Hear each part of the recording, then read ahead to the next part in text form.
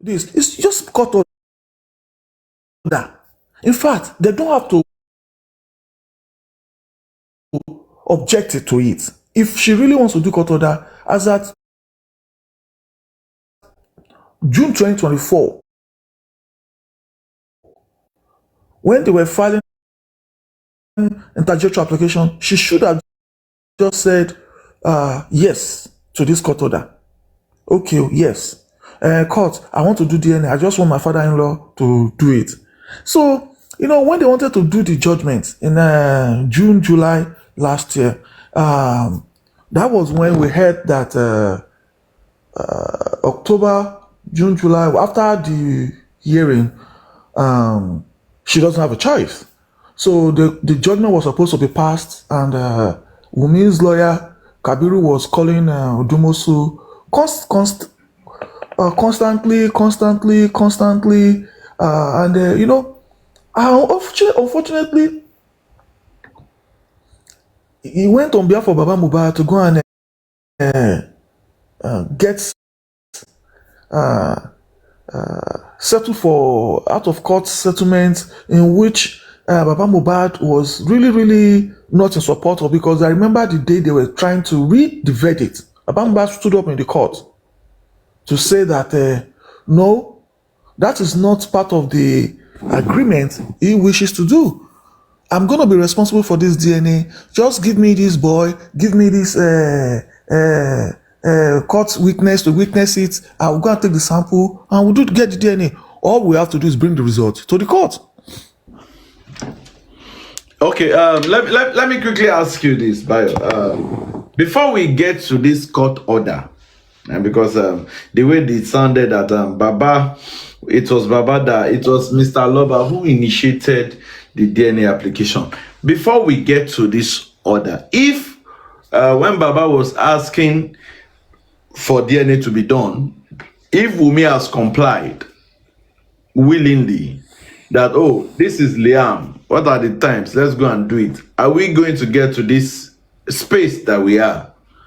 No, it could have been done since November of 2023. Thank you very much. Let me go further again and read the second one.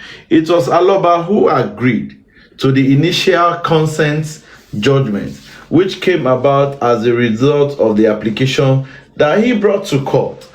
And again, it went further. It was Aloba who applied for the second time that the DNA should be taken abroad. A request court granted. Now, let me read through.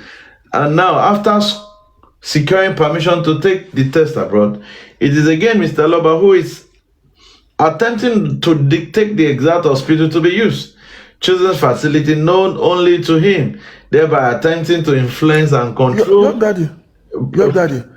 He's saying that is solely in control. He's the applicant. That is why you are the respondent. Papa Mohbad. I don't He's know. The applicant. No, but he won't asking. But what we have now is the applicant that is in control now. That you are controlling now. Is it not the applicant that says that? It is the respondent that is controlling now. It is the respondent that is controlling now. Yeah. The applicant has the sole right. It is within his right under the law. This is where I want to do it, because the one I want to do can only be done and achieved in the United States and whatever state they want to do it. And it is just court grant it without much ado.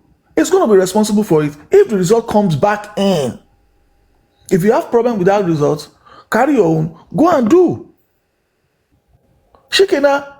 Now, look at the tactics, look at the morals of which they are doing. Look at what they are saying. You are putting the blame on an applicant because you feel that the people that you are putting this out to does not understand the context of this application. In his application, he's stating that he wants to do it. He wants to pay for it. Please compel the girl and the boy to submit themselves for sample taking. That is the application.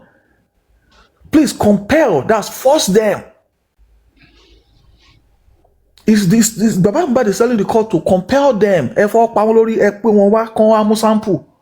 at an agreed location, logistics and security will be provided. That is part of the application. That is, Baba Mohbad is considerate enough to say security, logistics, and mode of transportation and fees and everything will be solely provided. So why are you not saying you want to share in the fund if you want to control where the samples will be taken? Why did you not say you want to go there on your own? Why did the court have to compel you? You're ready to go ahead, sir. Okay, even reading through gone, Mr. Bayo, the thing just this thing are nonsense, Jerry. This is It's really nonsense. Look at what is highlighting a lawyer. Look at what is highlighting in all of this. In all of this, the basis for this document was not well stated, because your client requested that a court order needs to be brought out to get a DNA done, which the court have told you that with the level of relationship that they have, Baba has a right. You should have said that you contested it 2 different times. You should have said that you brought 18 videos to court to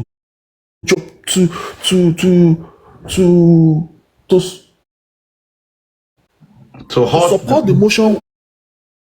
Yeah. Yes, to all the process.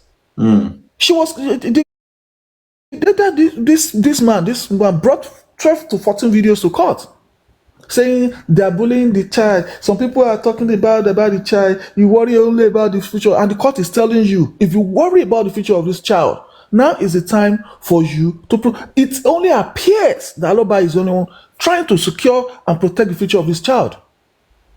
They told her lawyer. You understand? So all of this write-up you are doing is just for writing up sake. They want to be the fast fingers. Quickly type something out there so that people will quickly gonna see and the rest of it, and they will think, oh, because a lot of this is working. It's unfortunate that the judicial system in Nigeria is slow, and is especially the one in Lagos. It's unfortunate that they are giving them this much room, and like an applicant is becoming a respondent at the end of the day. She came to court with an application that she also wanted to do DNA. Abi, was it not there? She submitted an application November 27 that she also want to conduct her own DNA. When we were saying it, that she was submitting an application before, people say, we are lying. How will a mother be asking for court to do DNA of his own child?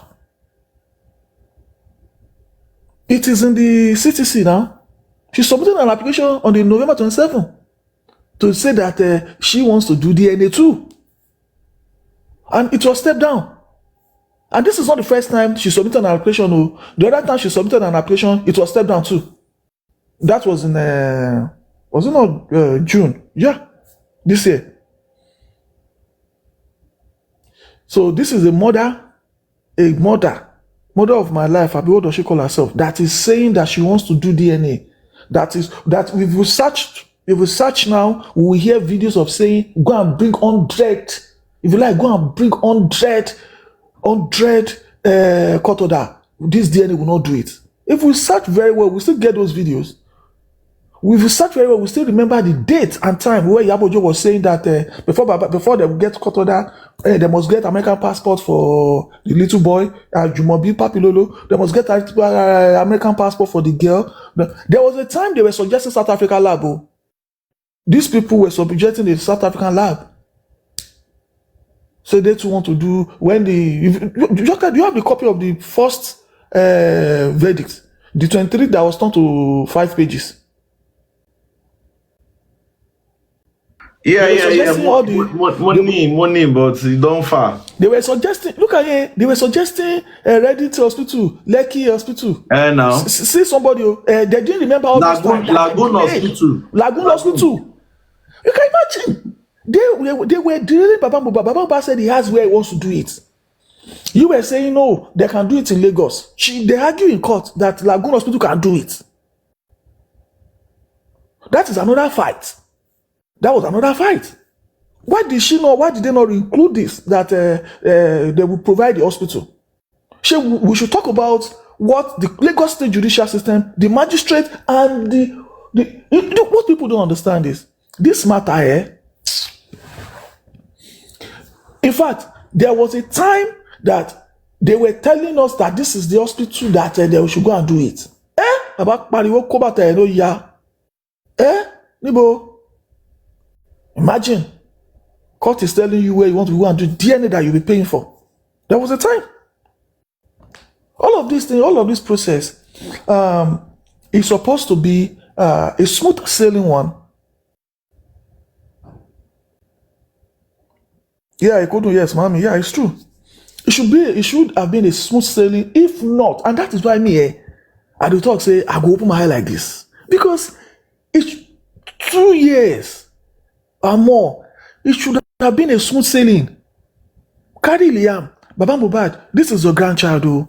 After tabadilati court, tabadilati DNA, then we can settle our differences. So, okay, take. You are carrying the boy up and down, running. You are running up and down.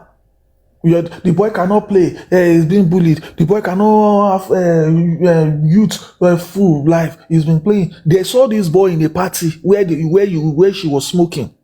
She was smoking shisha, and the boy was sitting there. On her Snapchat, she was smoking shisha, and the boy was sitting around. And mother of your youth. Where they were suggesting Lagoon Hospital and Lagos Hospital. They did not. Why did they not include all of those in the application in this current publication? That they also at a point were rejecting Baba Mohbad rights, and they were delaying by saying, "Let's go and do it in Lagos. Let's go and do it in Lagoon. Let's go and do it at Reddington Hospital in Lekki." The hospital that cannot do it because they said Mohbad has no fluid. It is only tissue based. You think we don't know what we are doing? This current application is going to give them serious headache. It's giving them serious headache. They are so confused. They don't know where to put it now. The court is now mediating. Wunmi is asking the court that she doesn't want to do DNA. She doesn't have anywhere to do it. You that in the application, yeah, thank you, your daddy.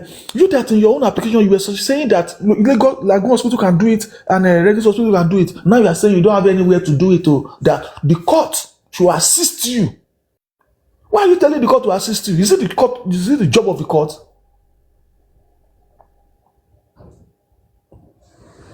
Is it the job of the court to assist you to do the DNA of your child?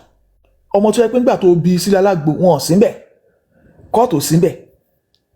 Ilé ẹjọ́ lawyer ò síbẹ̀ when you were giving birth to this child. Àbáwọn yóò àbí court ló gbé ibi placenta fún ni. Ṣé court ló gbé placenta fún ni? So it's unfortunate that this is where we find ourselves. It's really, really unfortunate because you can. Yeah, Yabojo was the first person. She announced that she was wearing those black bonnet then.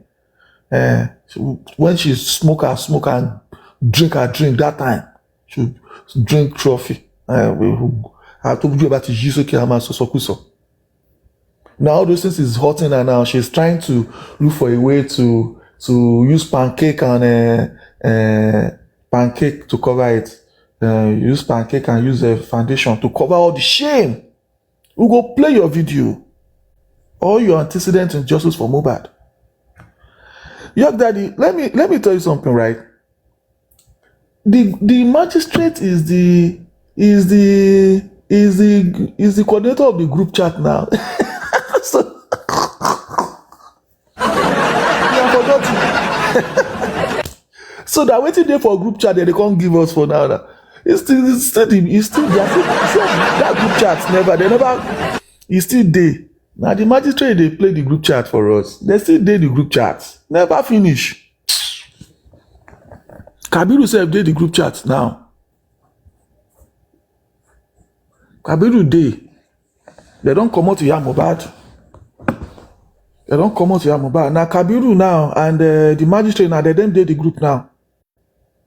Yeah, come on, come there, come on, come that day, bring the boy. So when they see the boy, the boy could be like say this one. The two things they came to do that day to come and say that she was not arrested, she was not in Abuja. Another thing is to say the boy is looking good, she's taking care, she's a good mother, taking care of the boy. But when she wanted to go, she carried the boy for front, fall for leg, no car seat, no seat belt.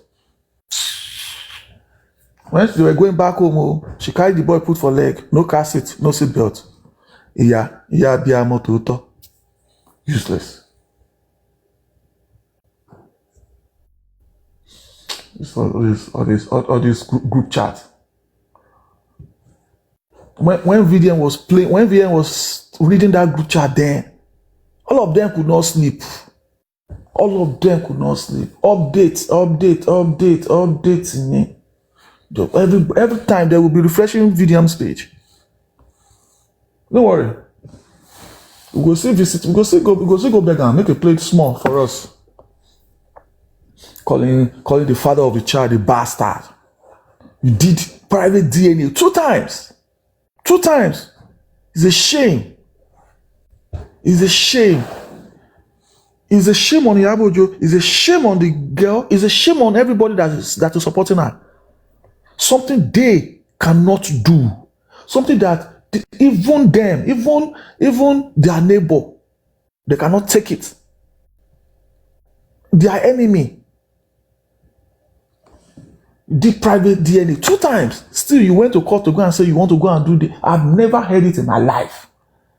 A mother going to court to say your lawyer drafts an application that the mother is requesting for DNA for her child. It's shameful. It's shameful. Bayo, can you hear me? Yeah, I can hear you. I was trying to look for. There was one document that was Which one? From Kabiru to Baba's lawyer. Mo ti gbàgbé lawyer yẹn gbà yẹn. Ibi tán ti state Lagoon to hospital Leko. Yeah, if I search, I should be able to find it. I forgot. Where they were stating. Yeah. Where they were stating the 2 hospitals that they want. I want. The hospital they pay low tale fún wọn. You 500 million.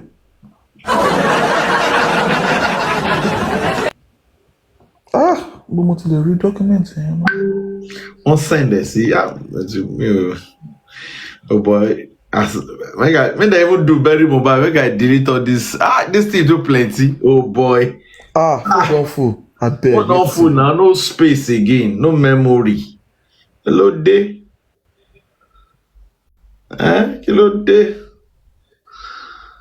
Well, because I remember vividly that they actually wrote. They wrote. I think it was. It was maybe it was Odumosu then. Or Abisheshi to not connect us. Odumosu ne. Odumosu, yeah. It was around December. This was around this time last year. They wrote that. Yeah, it was around this time last year. They exchanged almost 7 to 8 letters.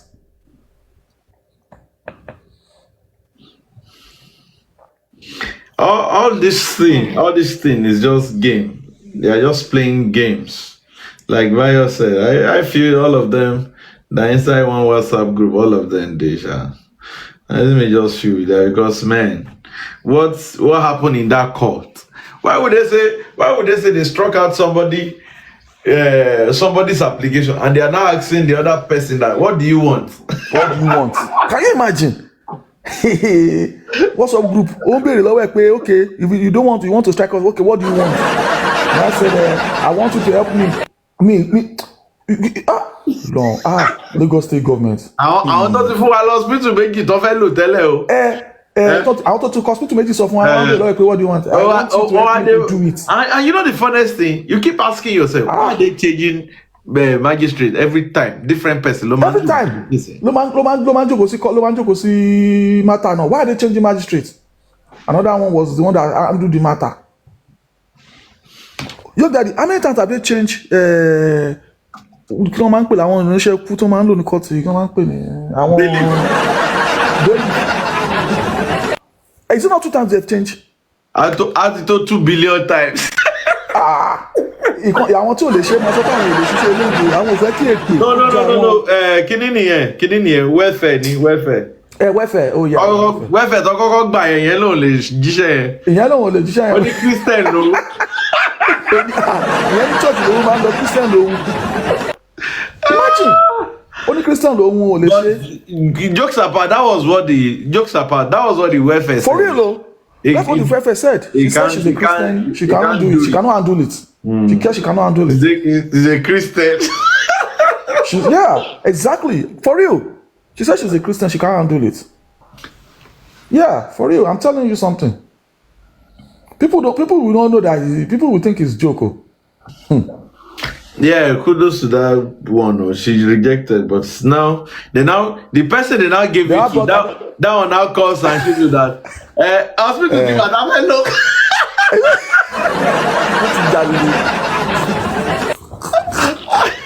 Perfect. Got the card. The hospital don't take plan where they want use. Come and go mumbo. That the matter. Come and go mumbo. Who sent you? Who sent you that? Is that part of the judgment? Oh God. Oh Lord. It's so pathetic, yeah? It's very sad. Hospital Tiwa. It's very look at the game. Just glaring that. Look at it. I think what we should have done is just quote that woman's name. That one. To solve to hospital to come and go mumbo.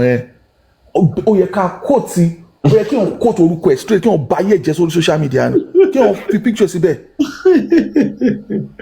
Ọlọ́run. Díẹ̀ ní tí ń ṣe díẹ̀ ní ọmọ yín. Hospital tiwa kan máa gbọ́ ọmọ bọ̀. Something that is not, I mean, I don't know, think something that is not in the court order. Is there, that statement does not even exist anywhere. Immediately, and she said, no, you cannot tell us the hospital. Where this matter is very deep, and that is why we say Baba Mohbad should not take you with a hand of levity.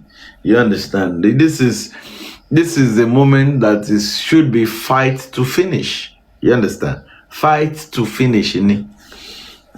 Baba should do, except where we cannot cry more than the bereaved, except if Baba wants to for long. Yeah. So if Baba wants to go for long and leave the matter in the hand of God, fair enough. But if Baba will go for long,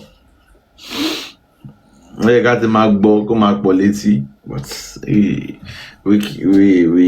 are waiting to what will happen. But this DNA process, thank God that we stood, we said our own, via the paper that we reject that process. We cannot fly. But not a matter any inconclusive.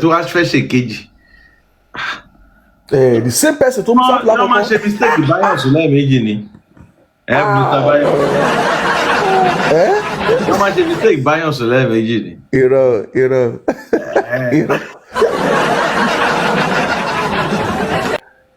Ó ti di premeditated, ó ti di planned, ó ti di WhatsApp group expose, WhatsApp group practice. In fact, DNA. Oh God, I know. I'm looking for that document. Where is it safe? I think I've seen it before. Lagos Lagoon Hospital, yeah. They mentioned Lagoon and Reddington. And the funniest part, they didn't mention in St. Nicholas. So they mentioned Lagoon at Reddington Hospital. The hospital ẹ pé àwọn ló talẹ̀ fún wọn. Àwọn ló talẹ̀ fún wọn. Àwọn tí wọ́n sọ pé wọ́n bá talẹ̀ 500 million. Wọ́n á fi ṣe kéèsì nìyẹn. Government ò ní shame. It's a shame. No government, Lagos State government. That is what Baba Mohbad is going through. For people that knows what, for people, that's what Baba is going through. I'm actually looking for that. The whackness, you know. Uma wale be ako refresh it really. The network is bad, but it's back now. What's on Lele? Can you guys hear me? Yeah, we can hear you. We'll try that. You will be on it. Okay. So like I was saying before the internet went off. Now my beautiful fans that don't understand Yoruba, please, at a time I might speak in Yoruba because there are some things that are better said in Yoruba. So if I speak Yoruba, I will try and interpret it again in English if I remember to do so. A little short. All right, so. Ibi tó ti wọ bonnet black yẹn ló ti sọ̀rọ̀ yẹn pé tí bàbá bá sponsor wọn lọ sí US.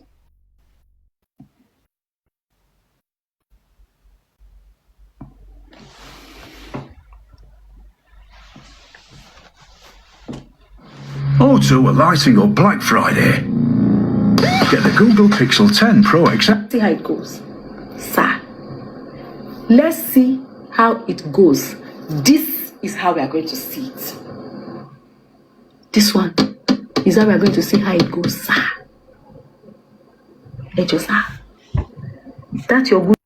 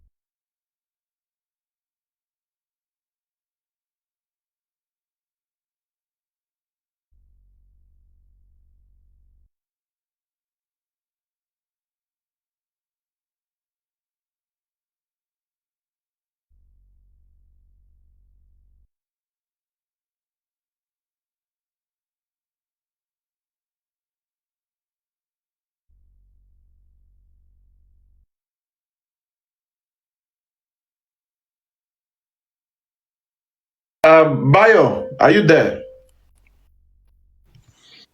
I found the letter. You found it? Yeah, make I send it to you. I don't find it. In fact, I'm just concerned about VDM silence about this WhatsApp group thing.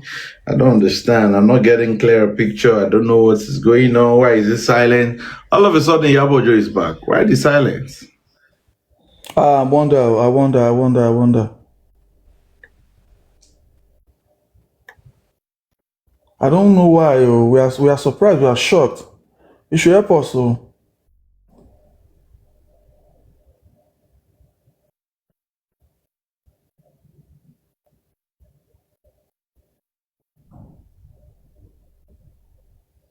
I've sent it to you.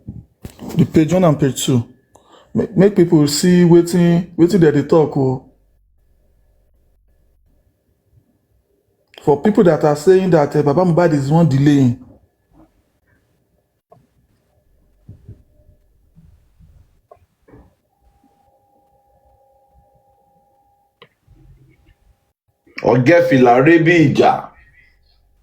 Happy Friday. Yeah, thank God it's Friday. Okay, yeah, can we? Okay. Look at the page 2. Look at the page 2. I should go to the, I wanted us to. Okay, let's go 5 and 6. I wanted us to read from the beginning, but let's go to page. Oh, okay. Abi? No. Okay, let's read from the beginning now. Okay. This is dated January 17, 2025. That's this year. Okay. Can you read? Sometimes now. Yeah, want me read now? Can I read? Yeah, read. Go ahead. Or you want to read? Yeah. Go ahead, sir. For some times, Mr. Joseph Aloba, the father of the late singer Promise Ilerioluwa Mohbad, has taken to social media and became a guest of sort of so many online platforms. On various occasions, the man stopped at nothing in attempting to smear the name of our client, dishing out lies and concocted facts to face the public with misleading facts about the true situation on the DNA. Hence, the need for this press release to highlight the truth and the factual situation. Number one, although Mr. Aloba filed an application dated 19th February 2024, Shetingbo application to file in 2024, asking the magistrate at Ikorodu to give an order against Wunmi to force her. You can see, they have to call the court to force her. Because she was not ready. Because she was not ready. To force her to conduct a DNA on Liam in order to determine his paternity. That is Baba's right. While the matter was pending, the girlfriend of the late singer. I like what you talk about that. I like what you talk about that side. The girlfriend of the late singer. I don't want to spread the wrong information. You know, Baba does not know they call her Aloba, so we don't call her Aloba. Aloba. Oh yeah. The girlfriend of the late singer decided and said to the court that there was no need for the court to compel her to do DNA. You dey hear? After she don't go fight, say Baba no get right. Right.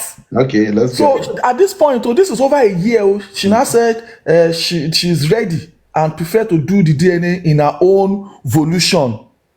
Yeah. Sequence to paragraph 2 above. Our lawyer, Kabiru Eguleti Esquire, together with Mr. Aloba Joseph's lawyer, in person of Emmanuel Oroko, drew up terms. That is Odumosu now, you remember? Yeah. That they changed the 23 pages to 5 pages. Go ahead, sir. Willingly by Mohbad's wife, Mohbad's girlfriend. 4.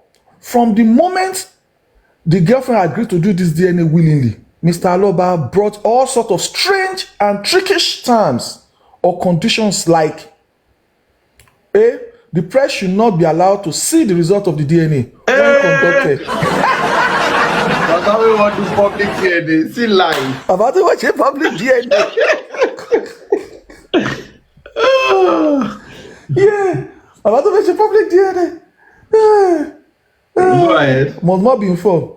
B. The DNA proves positive in favor of the girl that the true father of Liam was Mohbad. Should not go to sue him for defamation. Nǹkan tó ń fẹ́ ṣe ló ń kà yẹn. Tó tún wà nínú Nǹkan tó fẹ́ ṣe ló ń kà yẹn. Go on. Okay. That after we rejected all these 3 strange conditions, Mr.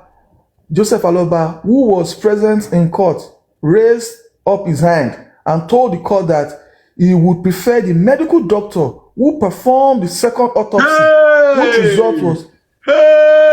Bayo! Wọ́n ti gbé màá ní gógó jìnnà. Ọlọ́run ọba. Look at, imagine Bayo, we even forgotten this. Look at how they planned it. Pé bàbá ló sọ pé kàn lo ẹni. Gbogbo public, look at all these lies. Jesus Christ. Baba lawyer no do anything. Sanchez no do anything. And this is not the first time this guy is lying on Baba Mohbad. You know, he went to TV station to say Baba Mohbad is in talk with Naira Marley. He said he has the proof. He said Baba Mohbad is planning with Naira Marley, and he has the proof. A lawyer lying on the national TV. Eguleti.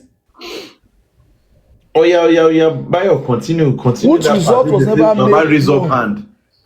Yeah, Baba raised up his hand. They don't turn Baba to Pella. Professor Pella. Yeah.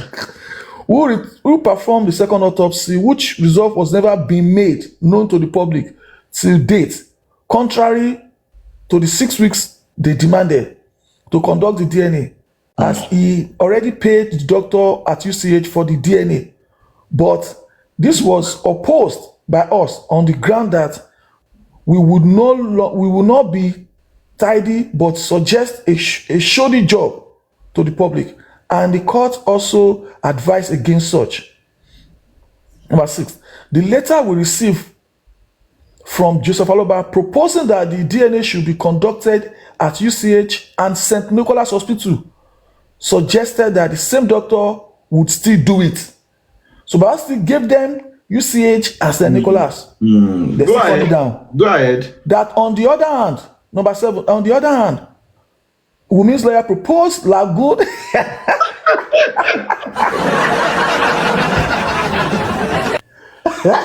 àwọn tó sọ pé Thomas Sen sọ fún wa ní àná pé we don't have any way we can do it. Please, court suggest.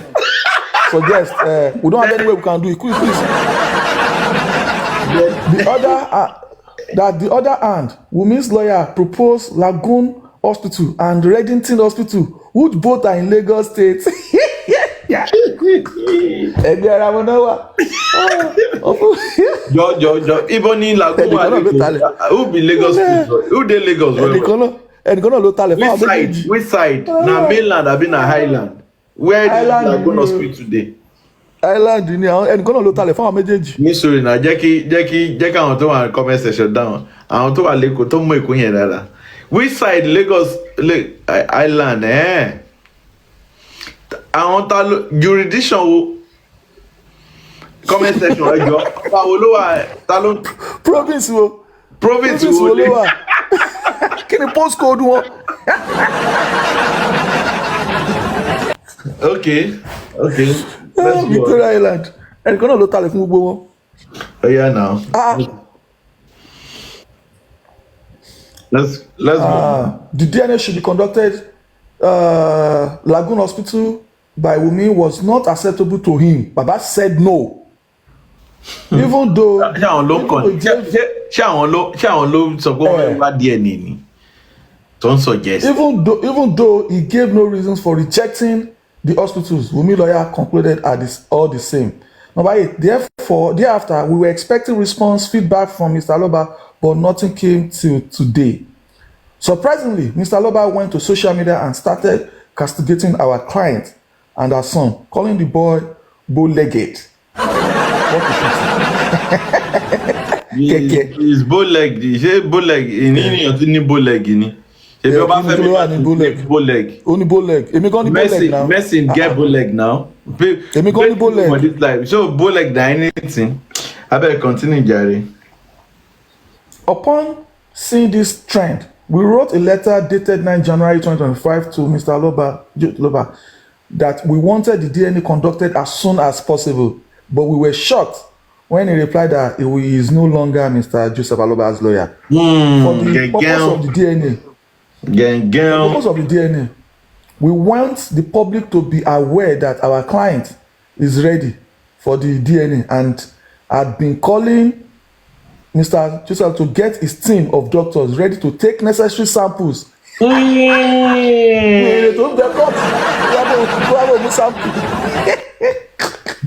Jẹ́ kán attach document fún their new lawyer. Kan sako bí wọ́n sọ pé Wumi was ready. You know? That's January 17th. No. Ibi tó carton yẹn, number 11 ló carton yẹn bá. Number 11, yeah, exactly. For the purpose that we want the public to be aware that client Wumi Mohbad's girlfriend Adebanjo is ready for a DNA and has been calling Baba to get his team of doctors so ready to come and take necessary sample. Come and Misako company lawyer yẹn kó attach ẹ mọ́ nǹkan tó fẹ́ kó lọ fi fight kìíní. This is hey Baba, make Baba no dollar more. Okay, go on. Number 12, we also want the entire public to know that it is Mr. Aloba Joseph who has been delaying the DNA and not our client. The notice has become necessary for the record. Record náà ló máa ṣe yín léṣe. Àwọn ní Lagoon Hospital. Wọ́n bá wa ṣẹ́kù bẹ̀yẹn ibi tó ń sọ pé kí bàbá lọ mú dókítà yẹn wá. Kọ́n bá wa ṣẹ́kù. Àwọn Lagoon Hospital. Kọ́n bá wa ṣẹ́kù ẹ̀. You know, at times it's good when we visit these old ó di discussion wọ̀nyí ó máa ń ìgbà míì ó máa ń daṣá. Oh man, because sometimes you forgot. Yeah. Event that the take over, you know. Event go don't take over. Nobody this thing where we read now. You know how many Some people know even they never even enter justice when this matter happen. which dates? Which dates they about? January 17, 2025. 2025. Yeah. Oh, okay.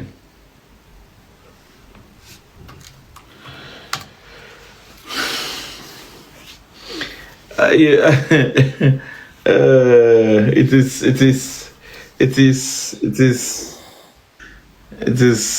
what it is. Anyways. Bí bàbá wa kán bá wa sákù bẹ̀yẹn jọ kán bá wa pass ẹ̀ sí necessary quarters. Kán bá wa pass ẹ̀ sí necessary quarters. We dey beg them, na beg we dey beg them o. Ìyẹn ibi tán sọ pé ó ti ready yẹn kán tẹ̀ lọ fi appeal matter yẹn. Trust anything the Lagos State bá fẹ́ ṣe. We don't trust them. We're sorry, we don't trust them. It's not. Sorry, we made bold to say it. We don't. Trust we made bold to say it. Even Ìyá Mohbad náà sọ̀rọ̀ ńgbà kan now. Ìyá Mohbad sọ̀rọ̀ ńgbà kan now. She said it in a punch something now. That she said it that there was a time that the DNA was in question. Wasn't question.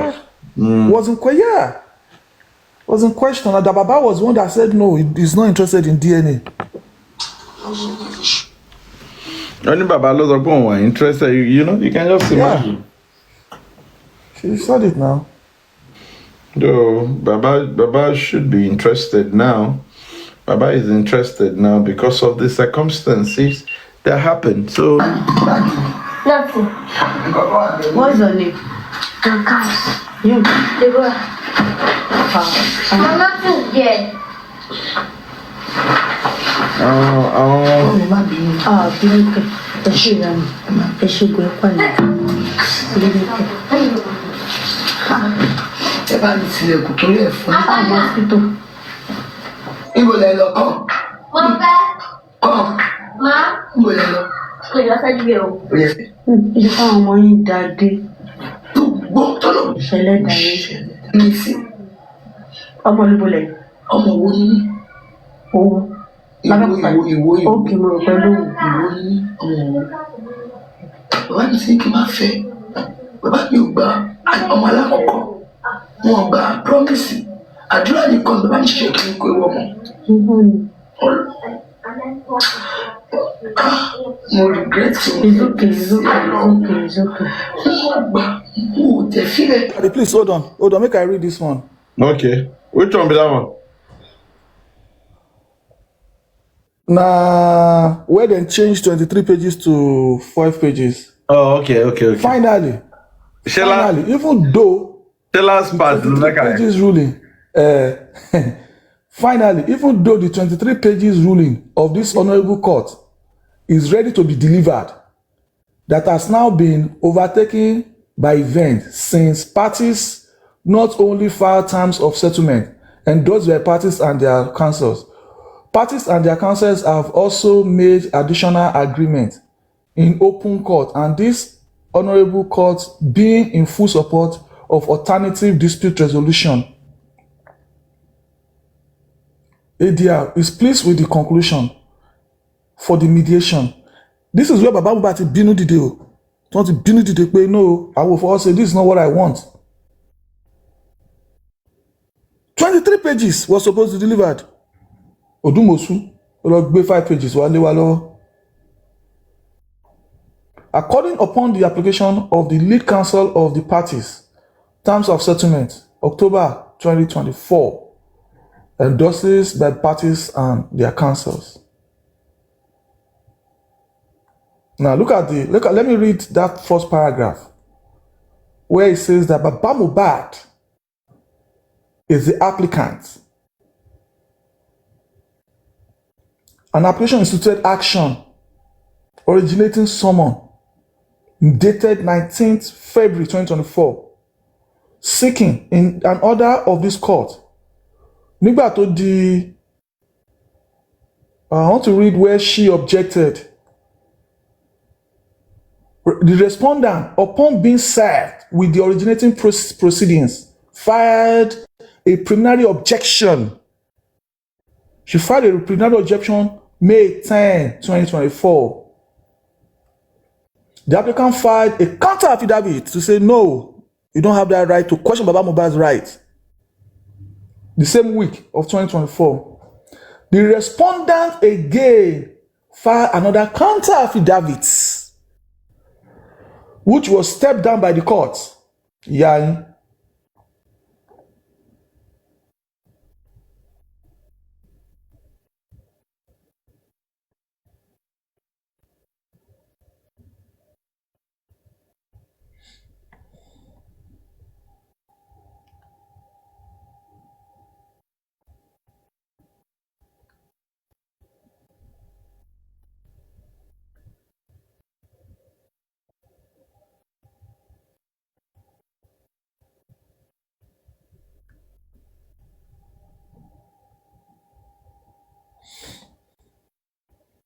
Yeah.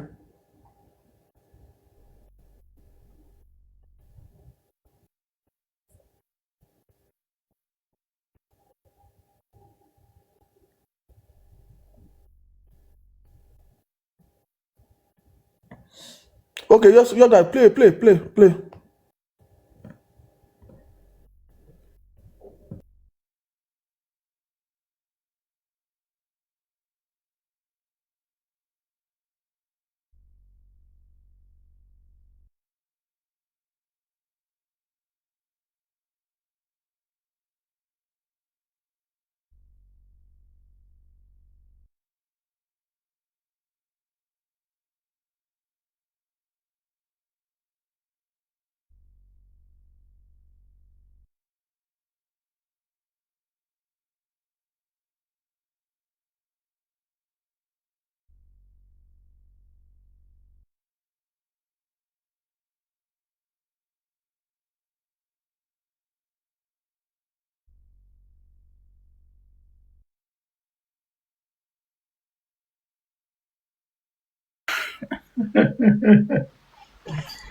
Láti store oúnjẹ fún mi.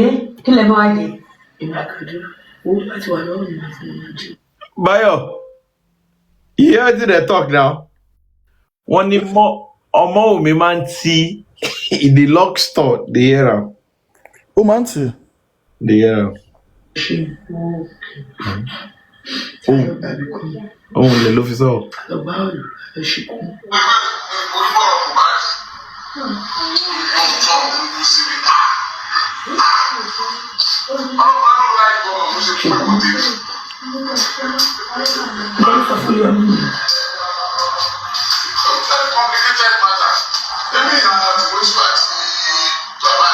Kò tí mi ò expect pé gbogbo yín máa ṣe nìyẹn.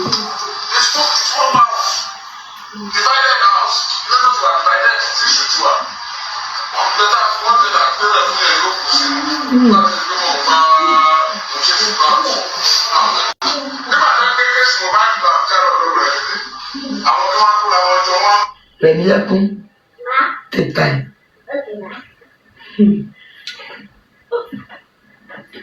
Ẹ̀gbọ́n nìkan láàrin ojú sí ìyá mọ́wùmí, ìyá túnbí, ìyá lọ́ládé.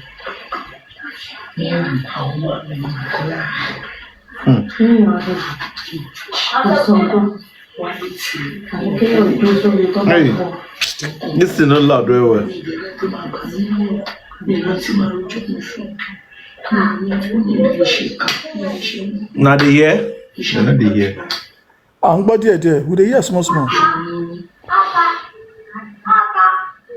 Mom, mi báyìí lọ́wọ́ mi báyìí. Lójú mi báyìí máa wọ̀ mí. Please for this máa wà nínú ẹ̀wọ̀n. Kí ni láti store oúnjẹ fún mi? Ó ní Mọ́wùmí artist. Ó ní 3 days 4 days wọ́n wà nílé wọn. Ó ní Mọ́wùmí artist. Just tell me, when I talk say àwọn spending, ó máa ń lọ ń bá ìyá Mohbad ra bread àti malt nílé neighbor tí Ìkébé sọ pé òun ti rí CCTV ó máa ń bá ìyá Mohbad ra malt àti bread wọ́n máa lọ ń ra wa ṣebí spending talk am say kò ń ṣe ọmọ kò ń dáná. ilẹ̀ mọ́ adé. at her age o ìyá Mohbad máa ń fi bread jẹ malt ìyá Mohbad ìyá oníjẹkújẹ alámàlà ẹ̀. ìṣẹ̀lẹ̀ tó ṣe wà ń tẹ̀lé ọmọ yẹn tó lẹ́nu tẹ̀sẹ̀ lédè yìí.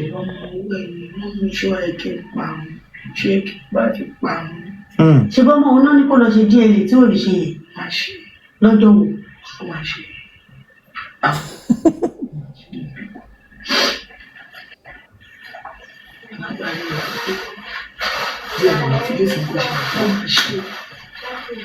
àyà tẹjẹ lórí yẹn ti pọ̀ jù àti kó ṣe fún yín.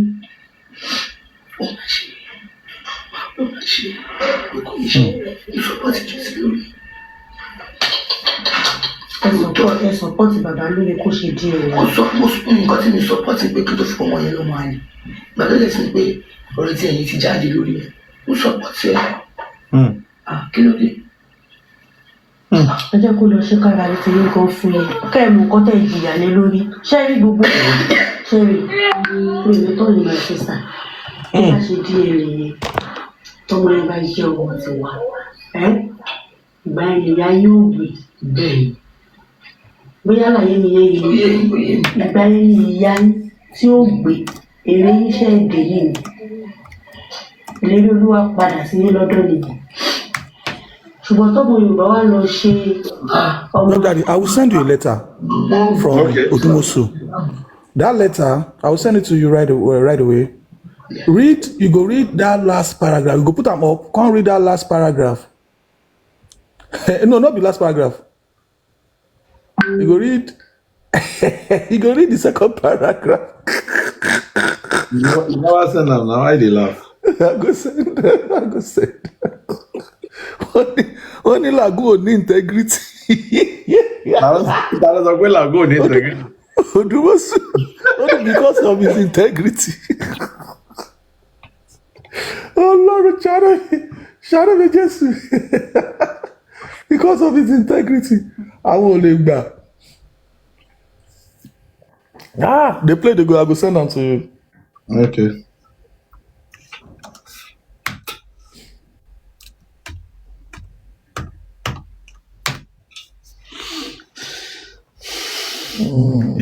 Shanu. I live on my show. ṣùgbọ́n kò máa jẹ́ pé ọmọ mi ló ní ọmọ mi àwọn ọmọ ò lè gbé bí mọ́ níbi tí ó ti fi jẹ́ níbẹ̀. àbúrò pẹ̀lú nǹkan tí mò ń sọ yìí ọ̀la yẹn pọ̀. ó máa lọ jẹ́ pé ọmọ mi máa dàrú nìyẹn lọ́tọ̀. ìjọba yìí kò mọ nǹkan lọ́nà ọmọ mi kan. wọ́n gbé dáràn lọ́wọ́ mi jòsí náà dáràn lọ́wọ́ mi jòsí tó tó àṣírí mi síta tó ti fi ọ̀rọ̀ àgbà jẹ́jẹ́ ó dáràn. tó jẹ́ ká ara gbọmọ yẹn jẹ́ pé jáde máa tọ̀ bẹ́ẹ̀. Only Josie dáràn lọ́wọ́ òun. Josie ló dáràn lọ́wọ́ òun. Imagine ó ti ń threat bàbá Mohbad láti gbà yẹn. ojú yóò mi lọ ní dé yìí. àmín ẹ̀gbọ́n ti ṣe é mi síta lọ́rọ̀ pọ́lísì. ẹni tó mọ̀yàn tẹ́lẹ̀ ó mọ̀yàn ọlọ́run. tó ti kéde pé ọmọ akọni ni ẹ̀ka ìgbà lọ́wọ́ ẹ̀ mo ń lò gbọ́ngàn fún rẹ̀ ó lè mọ̀ pé kì í ṣe ìmọ̀lẹ́ lórí ọmọ yẹn torí tó bá jẹ́ wípé òun ló ní kò yẹ kí wàhálà DNA test pọ̀ tó báyìí. bóyá ìgbọ́n ìgbà náà kò yẹ kí wàhálà ẹ̀ pọ̀ tó báyìí. Ajá ìwádé ẹ̀yin máa ń pick note. Ó ní ó tú àṣírí mi síta kò jẹ́ kí n gba ọmọ yẹn jẹ́jẹ́. Wọ́n báyìí. Ó ní òun á dẹ̀ jẹ̀yẹ lọ́wọ́ mi. Imagine. Your daddy. Ma? Your daddy, good morning. Good morning, Bayo Billion. Good morning. That is that point. Níbẹ̀ yẹn. Ìyá Mohbad nínú ọ̀rọ̀ tó sọ bẹ́ẹ̀ yẹn, mo fẹ́ káwọn èèyàn gbọ́ dáadáa. ó ní jòsí ló tú àṣírí mi síta tí kò jẹ́ ká gba ọmọ yẹn jẹ́jẹ́ like every sane person àwọn tó bá jẹ́ bí ọmọ gidi wọ́n mọ̀ pé ọmọ yóò kì í ṣọmọ Mohbad wọ́n mọ̀ pé ìyá Mohbad abíyàgbá ni olórí burúkú obìnrin ni tí ò kì í ṣe obìnrin gidi báwo ló ṣe máa lajú ẹ lè torí pé nǹkan tó fẹ́ jẹ ó ti gbàgbé ohun tó máa jẹ tó wá nípa ẹgbà ọmọ àlè tí ò kì í ṣọmọ yín ó nítorí pé jòsí tú àṣírí ẹ síta ẹ bá ti gba ọkọ ẹgbà ọmọ yẹn jẹ́jẹ́ Abọ́sẹ̀dé obìnrin tó fi ń ṣépè fún obìnrin ni ẹ imagine jòsí ló tú àṣírí mi síta tí kò jẹ́ ká gba ọmọ yẹn jẹ́jẹ́ how can a mother do this for a child that you claim that you love you battle you kept in your tummy for 9 months ó da ọmọ yẹn láyé ó tún fìyà jòkó ẹ ó tún fìyà jẹgba ìgbà tó ṣètò ìwà nílẹ̀ Abọ́sẹ̀dé I don't know mi ìmọ̀ bí tó jókòó sí tó mi ìmọ̀ àwọn tó ń bẹ̀ sọ̀rọ̀ tí wọ́n bu omi sínú ọpọlọ ẹ kó bomi omi àgé àlọ́ àlá kó fi ṣí ọpọlọ ẹ síta pé bó lọ di orí ẹ mọ́ kí odò sí tú àṣírí ẹ síta tí ò jẹ́ kẹ́ gba ọmọ yẹn jẹ́jẹ́ gba ọmọ wo kẹ́ gba ọmọ àlè sí Alọ́ba. This is so unfortunate. Oh my goodness God. Ẹ má bínú, sorry. Mommy, you are welcome, ma. Thank you. Oh, ma, we're touching. I think we should be doing this once in a while. All these antecedents of these people. Yeah, play it and I'll continue. All these antecedents.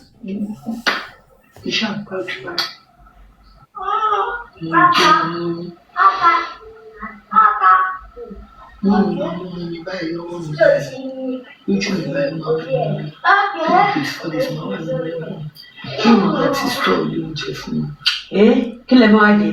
Ìgbà kàdúrà owó bá ti wà lọ́wọ́ mi máa fi máa jẹ. Irọ́ ni. Tí ìtọ́ mi máa fi gbé kọ́. Ọmọ mi àti stop fún. Ìṣẹ̀lẹ̀ tó ṣùgbọ́n à ń tẹ̀lé ọmọ yẹn tó lẹ́nu tẹ̀tẹ̀lé dé yìí. Ọmọ owó ẹni wọ́n mú iṣẹ́ wa kí n pa àwọn ṣé kí n bá ti pa àwọn. Ṣé bọ́mọ òun náà ní kó lọ ṣe DNA tí ò lè ṣe yẹn? Má ṣe. Lọ́jọ́ wo? Ó máa ṣe. Má ṣe ní bí kò. Alágbára rẹ̀ pé díẹ̀ ní ti dé sí kò ṣe ó máa ṣe. Àríyá tẹ́jẹ lórí yẹn ti pọ̀ jù àfi kó ṣe fún yín. Ó máa ṣe. Ó máa ṣe. Ó kò ní ṣe. Ìfọwọ́ ti jù sí lórí. Ẹ sọpọ́tì bàbá lórí kó ṣe díẹ̀ rẹ̀. Mo sọ nǹkan tí mi sọpọ́tì pé kí tó fi ọmọ yẹn lọ́mọ àlè. Gbàgede sí pé ọ̀rọ̀ tí ẹ̀yin ti jáde lórí ẹ̀. Mo sọpọ́tì ẹ̀. Kí ló dé? Ẹ jẹ́ kó lọ ṣe kára rẹ̀ fi nǹkan fún ẹ. Kẹ́ ẹ̀ mú nǹkan tẹ̀ jìyà lé lórí. Ṣẹ́rí gbogbo ṣẹ́rí pé èmi tó lè máa ṣe sà tó bá ṣe díẹ̀ rẹ̀ yẹn tọmọ yẹn bá jẹ́ ọmọ tiwa. Ìgbà yẹn ìyá yóò gbé. Bẹ́ẹ̀ni. Bóyá àlàyé mi yẹn yìí ìgbà yẹn ni ìyá yín tí ó gbé èrè iṣẹ́ èdè yìí ni ìlérí Olúwa padà sí yín lọ́dún nìyẹn. Tó bá jẹ́ ọmọ tiwa ìgbà yẹn ni ìyá yín ṣe gbé ìlérí padà sí ó agree sí pé yes. Now listen, if it's not their child, now this is our response. Ṣùgbọ́n tó mọ̀ Yorùbá wá lọ ṣe ọmọ yín. Wọ́n máa pa àwọn tìrantìran mọ́rùn kò sí wọn tó máa ṣe ìyá mu ọmọ lọ́mọ wáyé ayé mi. Bẹ́ẹ̀ni. Ọmọ ìwáyé ayé mi. Ṣùgbọ́n kò máa jẹ́ pé ọmọ mi ló yan ọmọ yẹn.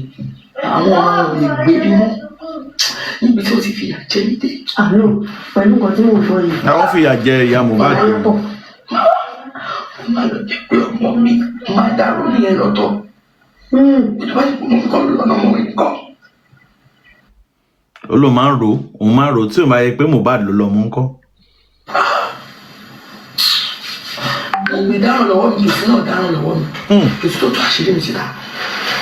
Tó ti kí ọ̀rọ̀ àgbà jẹ́jẹ́ ó dáràn. Saskima. Tó jẹ́ pé ara gbọmọ yẹn jẹ́ pé jáde máa tọ̀ bẹ́ẹ̀. So òun ready àti gbọmọ yẹn jẹ́jẹ́. Ìyá Mohbad is ready to take the child. Even if it's not for Mohbad. That's what she's saying here. That he will be crossed with Baba Mohbad. But because Baba Mohbad did not allow her to Gbomoyenjeje, the meaning of Gbomoyenjeje is to take the child quietly. instead of this blah blah blah blah blah. Let's continue. ní kẹ́ ló máa sunkún torí ojú yóò ní lọ lédè yìí. Àmín. Everybody shit in this town. Promise. Wọ́n ti ṣíde mi síta báyìí lọ́rọ̀ promise.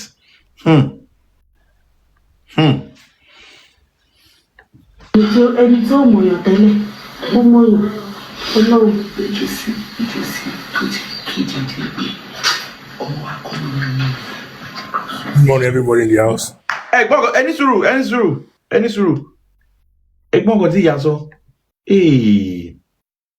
Ẹ̀gbọ́n kan tí ìyá sọ mí báyìí. tọmọ yẹn bá jẹ́ ọmọ ti wà. Mo padà lọ sẹ́yìn lò.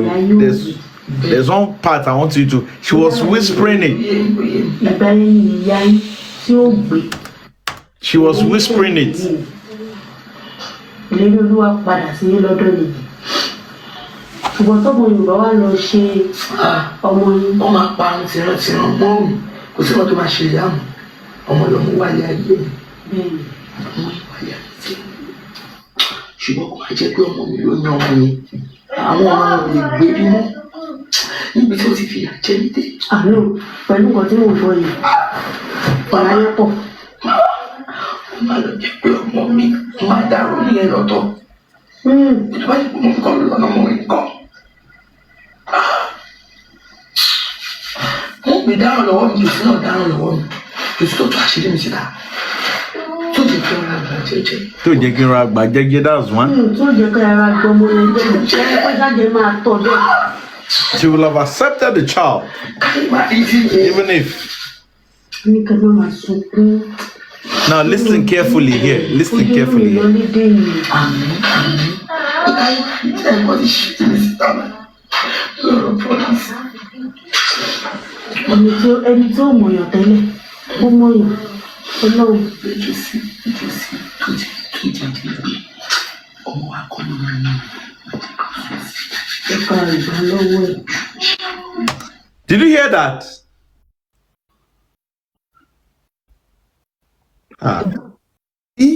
ọmọ wa kọ́ lọmọ yẹn jẹ́ ká gbà á. ìyá Mohbad Jòsí ọmọ wa kọ́ ọmọ lọmọ yẹn bọ̀ jẹ́ ká gbà á. Ẹ ká tutù gbọ́. Ẹ ká tutù. jáde máa tọ̀ bẹ́ẹ̀.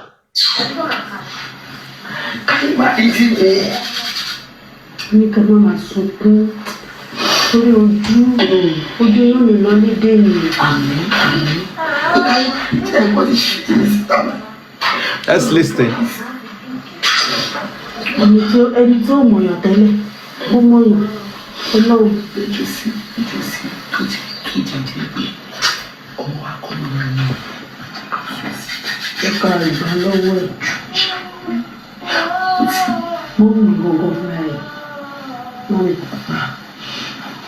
ó lè mọ̀ pé kì í ṣe ìmọ̀lẹ́ lórí ọmọ yẹn torí tó bá jẹ́ wípé òun ló ní ẹ̀ka ìgbà lọ́wọ́ ẹ̀.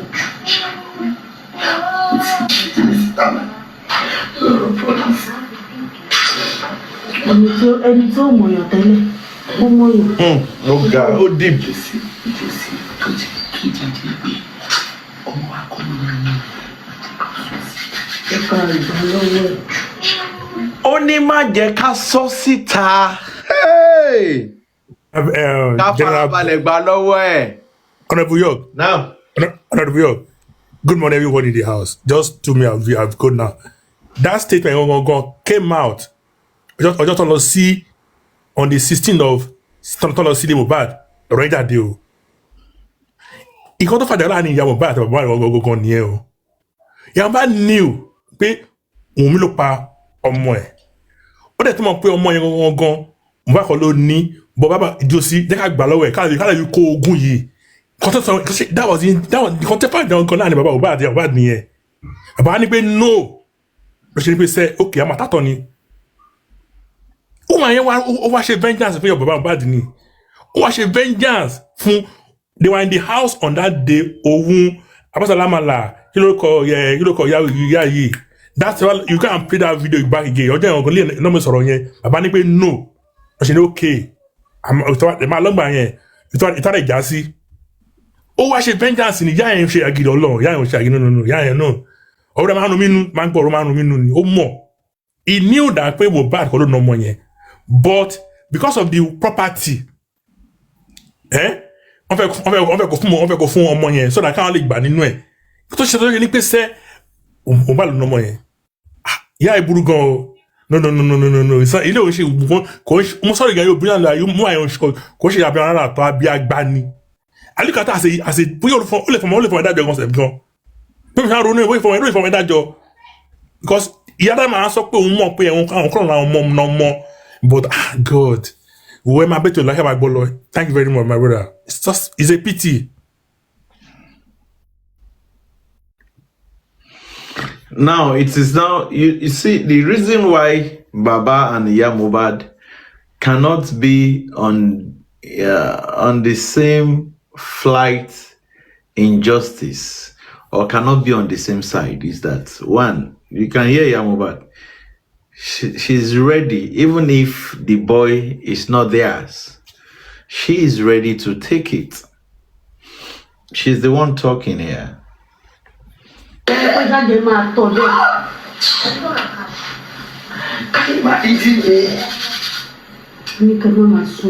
You're welcome, bro.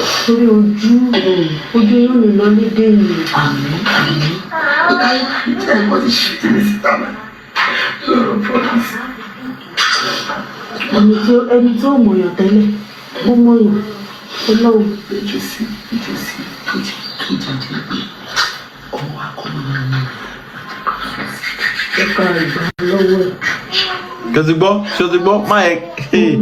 Even if tó tiẹ̀ jẹ́ pé ọmọ wa kọ́ ló lọ́mọ yẹn má yẹ ká sọ síta. So she was ready to go all the way, to cover up. I don't know. But it's not bad if Mohbad doesn't have a child. It's just 26. So he's never been married for long. So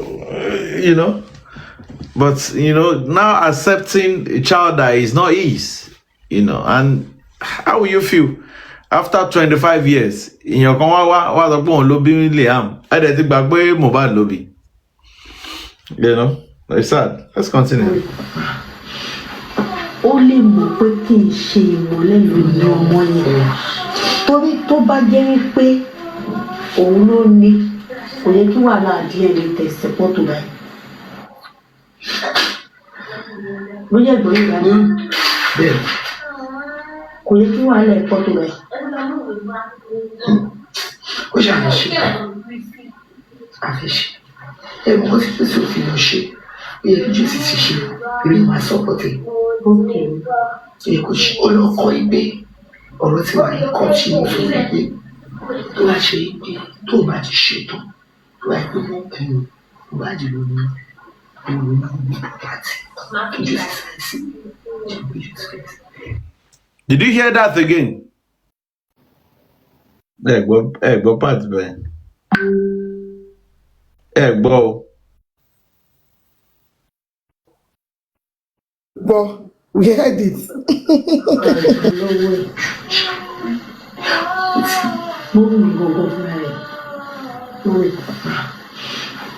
Ó lè mọ̀ pé kì í ṣe ìmọ̀lẹ́ lórí ọmọ yẹn. Torí tó bá jẹ́ wípé òun ló ní, kò yẹ kí wàhálà DNA test pọ̀ tó báyìí. Ló yẹ gbọ́ ìgbà náà. Kò yẹ kí wàhálà ẹ̀ pọ̀ tó báyìí. Ó ṣàlàyé àfẹ́ṣe. Ẹ̀rù kó sì tó sí òfin lọ ṣe. Ó yẹ kí Jésù ti ṣe eré máa sọ. Ẹ mọ nǹkan tí Jòsí ò fi lọ ṣe, ó yẹ kí Jòsí ti ṣe. So I think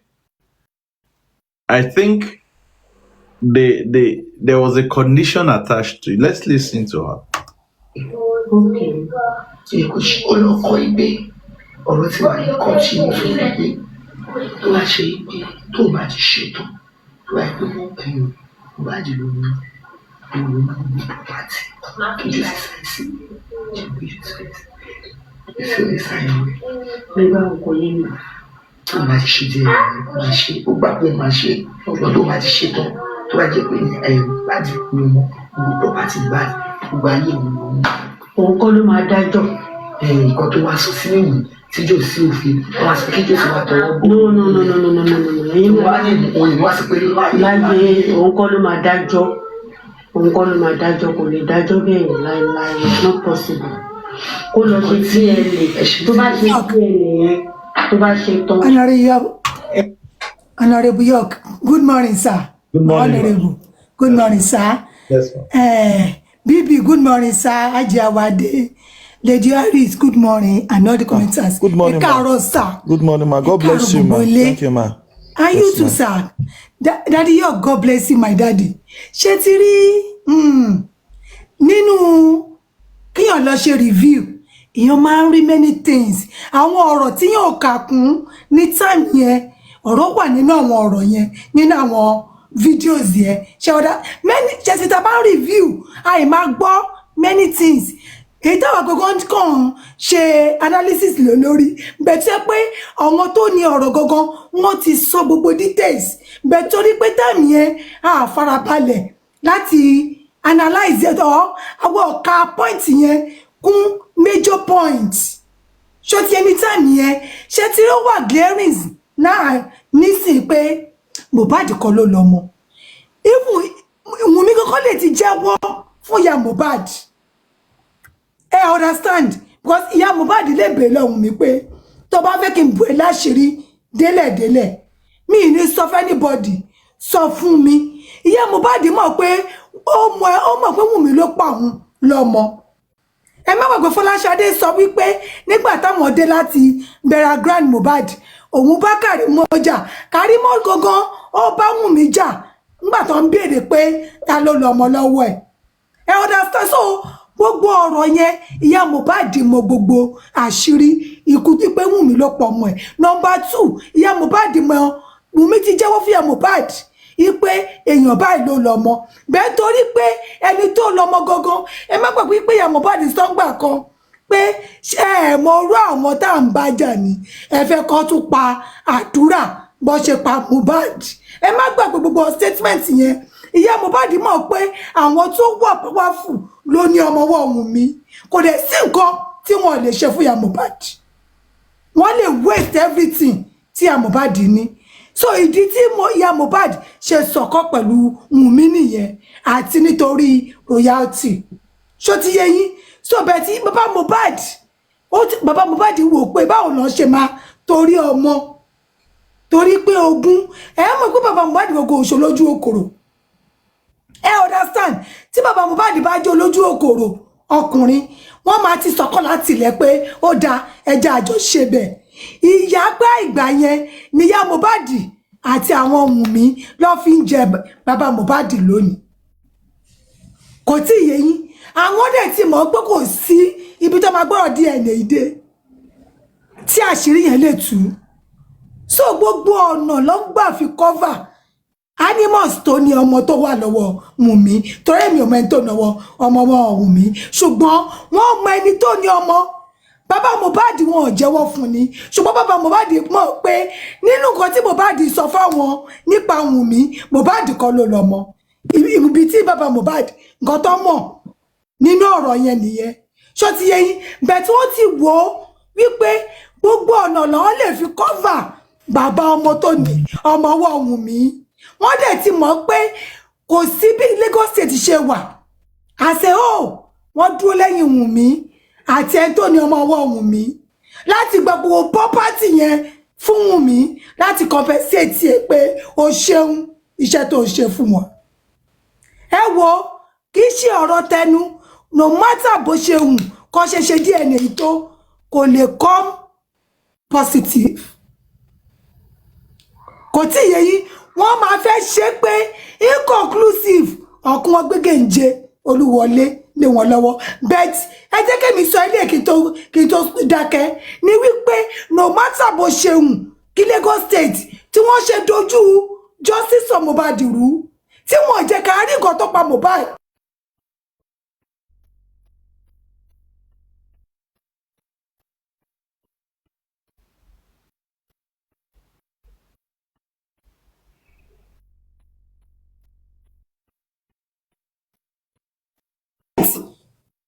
bàbá yẹn ṣó ti yé yín bet níbi tọ́rọ̀ dé lónìí àti mọ̀ wípé àti mọ̀ àwọn tó lọ mọ àwọn ló ń dààmú Justice Mohbad àwọn dẹ̀ mọ̀ pé DNA yẹn lè tú àṣírí kì í ṣe pé àṣírí ẹni tó lọ mọ o kò tí yé yín àwọn ò fẹ́ mọ ẹni tó lọ mọ bẹ́ẹ̀ ẹni tó lọ mọ wọ́n mọ̀ pé tá a bá wádìí DNA yẹn tá a bá gẹ́ẹ̀tì rúùtù ẹ̀ wọ́n á mọ̀ pé a lè lò yẹn ní court láti fi hold Wùnmí responsible ṣe understand reason tó fi ṣe gbogbo nǹkan tó ń ṣe ni ẹ má gbàgbé owó tọ́lọ́wọ́n máa ta lẹ̀ láti fi fight láti fi destroy justice ẹ wo ẹ̀yin èèyàn mi àwọn people yìí ṣiṣẹ́ gidi wọ́n ní èèyàn wọ́n ní owó wọ́n ní connection ju bàbá Mohbad wọ́n ní owó wọ́n ní connection wọ́n mọ èèyàn ṣùgbọ́n no matter what bó ṣe nǹkan wọ́n ṣe tó God will fail them. God will fail them. Torí ìyànjẹ burúkú lélẹ̀ wọ́n fẹ́ ṣìtì bàbá Mohbad wọ́n fẹ́ fi ọmọ ọlọ́mọ wọ́n fẹ́ fi kó ogun wọ́n fẹ́ fi kó ogun ọmọ bàbá Mohbad wọ́n fẹ́ fi kó lọ wọ́n mọ̀ wípé Mohbad kọ́ ló lọ́mọ ìyá Mohbad náà mọ̀ pé Mohbad kọ́ ló lọ́mọ ṣùgbọ́n wọ́n ń ṣiṣẹ́ ṣé Lagos State lọ bá bàbá Mohbad bí Mohbad tó jẹ́ pé wọ́n ló wá dúró lórí DNA ọmọ lọ́mọ ẹ jẹ́wọ́ fún wa tó bá pé Lagos State káwọn pé ilẹ̀ bí ọmọ tó pé ilẹ̀ ní Liam ẹ jẹ́wọ́ fún wa náà kí ló ní tẹ́ ìyọ wá lẹ́nu ẹ má gbàgbé pé ní WhatsApp group Ìyábọ̀ sọ wí ẹ tó represent Bella nínú WhatsApp ó sọ pé tó bá sọ real father of Liam wọ́n máa arrest ẹ̀ ní ṣé Mohbad tó bá nú mọ́ọ̀gì ṣé òun ló sọ fún wọn pé kí wọ́n arrest ẹ̀ tó bá jẹ́ real father of Liam bàbá Liam wà láyé ó mí báwa ṣe mí àwọn ló ń ṣiṣẹ́ underground tí wọ́n da gbogbo nǹkan tó wà lẹ̀ tó ń dàrú ṣùgbọ́n lo and behold bó ṣe nǹkan ṣe lágbára tó God will fail you all ọlọ́run máa dojú tì yín bàbá Mohbad ò ní jìyà yìí gbé lórí Mohbad ẹ pa ọmọ ọlọ́mọ ẹ tún fẹ́ fi ọmọ ọlọ́mọ ẹ tún fẹ́ fi kógún ẹ lọ níbo ló gbé ṣe ẹ jọ tó rọ ọlọ́ọ̀ jẹ́ ká dúró ti bàbá yìí so that bàbá yìí á lè rí pé á lè rí kéèsì wọn á lè rí win ọlọ́run á dúró ti gbogbo wa thank you Honourable York thank you everybody ẹ ṣé sir. Thank you very much, ma. If you're just joining, you're welcome. Let's. ṣé wàá jókòó family kó tó di pé ó ṣe máa lọ sọ́dọ̀ wọn. ṣé ìlú adájọ́ bá fẹ́ ṣe tẹ̀ ẹ́ ṣé kí ló kàn wọ́n lò ìyàwó ẹ̀ ó bẹ́ẹ̀ pé ṣé ọ̀rẹ́ ní màmá ọ̀rẹ́ ní bó ṣe máa jókòó lórí àwọn méjèèjì tí wàá jókòó báyìí tó máa jẹ tó máa bù nínú yàrá wọn nínú ilé wọn méjèèjì máa jẹ ìwà àdúrà ò ní ṣọ́tà fún mi ọkọ̀ blessing ò ní ṣọ́tà fún mi ọkọ̀ àwọn eléyìí wọn ò ní ṣọ́tà fún mi gbogbo nǹkan tó ń rin. Hold on, please.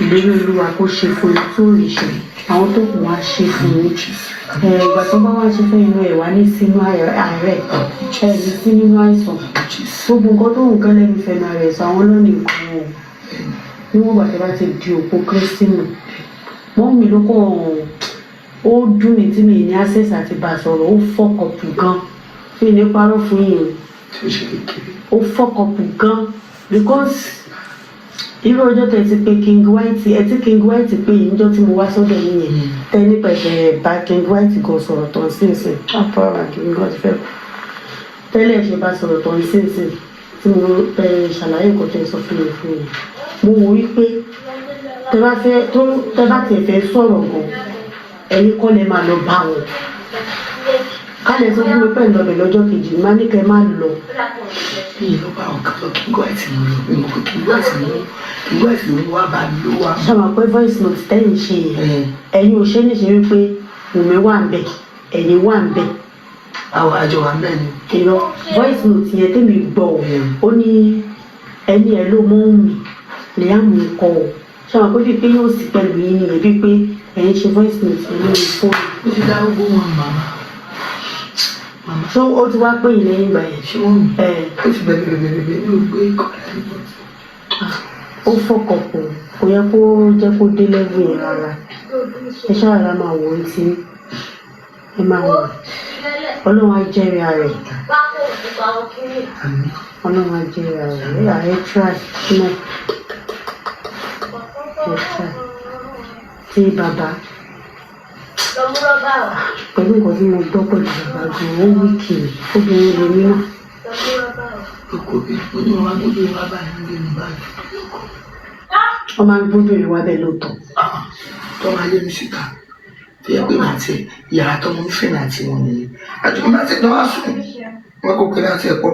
Ní ọ̀dọ̀ bẹ́ẹ̀ ni sọ fún mi. Àti lọ́ba ń bà ní àti ìyá òṣèlú ọkọ o. Àjùmọ̀ sùn lè máa bá sọ̀rọ̀ ní kí n bá jà ní ìdájà. ṣé àwọn ará ilé inú ló sọmọ sí i? Ó àgbo ẹ̀ lórí fẹ́ẹ̀tì mi. Àdúgbò wọn ṣàdúrà fún mi. Èmi kọ́ àgbàlagbà tó wà nínú. Okay, that's better. Nígbà dẹ́ anybody rẹ̀ nìkankan lè ní àdúgbò mi o. Anybody. Ní àríra wa. Kálukú bá wí fi máa dá mi. Báwo ni ọwọ́ fi máa kó sí? Àwa la máa pa ṣe fún un. Nígbà bá ti fẹ́ ayé wa lórí ọmọ wa báyìí. Ní máa ṣe fún wa. Oṣù olóṣàfihàn kò fẹ́. Ìgbà tó fi gbọ́, ó sì ń kí fi wọ́n ìgbàjà wọn ti fi sílẹ̀. Ó tán. Àwọn ọmọ ìgbé kí n bó mi tí àwọn náà tún máa bá mi àwọn oníṣẹ́ kí n má bàjẹ́. Kí lè fẹ́ fi ṣe náà? Don't take anything there. Ṣé àwọn olóṣèlú ní káwọn gbógun ti rí? Olúwa jẹ́ ìyá rẹ̀. Olùgbèjà lọ́lọ́run kò dẹ́ fèèyàn tiẹ̀ lẹ̀. Ìwà ọmọkùnrin kò wá ṣẹ́jú sí iṣẹ́ ìgbàgbọ́ ṣá. Èyí ìgbàgbọ́ 5 and 6 ni wọn. Olóòkọ̀ jù. Ibi tẹ́wọ̀n ti máa mọ̀ ọmọ mi fẹ́ di fídíò bíi tí bàbá àti mọ́mí mi ti ń rìn lọ fọwọ́ sùtánà. Torí pé Owó kò lọ. Owó ti jalè láàrin wọn. Ìyàwó iṣẹ́ òjijì ìfújósì ìyàwó ara mi ò gbà mú tí mo lọ sọ pé ṣé ìyá ẹ̀ ò yá wí. Ó tún máa gbìjà jòsí bá tún máa gbìjà sí àwọn ìgbà bàjẹ́. Àwọn máa bọ̀ nígbà ọkọ̀ ìṣẹ́fẹ́ ṣàkọlẹ̀ ìgbẹ́fẹ́ yìí. Màmá ẹ wo kò sẹ́ni tó máa dá mi láre ọlọ́run gan ni àtàwọn orí kọ̀ọ̀kan mi Àtàwọn ọmọ yín. àti gbangba. Àwọn ló lè Ìjọ tí jòsí tí tọ́lúwá ìjọ tí jòsí tí ìyàmọ́ òní tó bójú tó bá jòsí fà tí mo múra báyìí. Mo lè ní ṣe ara ní nǹkan tó gbọ́ ní ọkàn. Ẹ bá mi tọrọ sí ìgbà yìí kẹ́lu ní tọ́ṣí láti wá. Tẹ bá ti ń pe ara ní ìgbà òní ìpè tí Kí ló dé tí mọ́mí ń ṣe bẹ́ẹ̀ yìí? ẹ máa gbé yàrá tí mi ò nǹkan tó ń wá. Níbi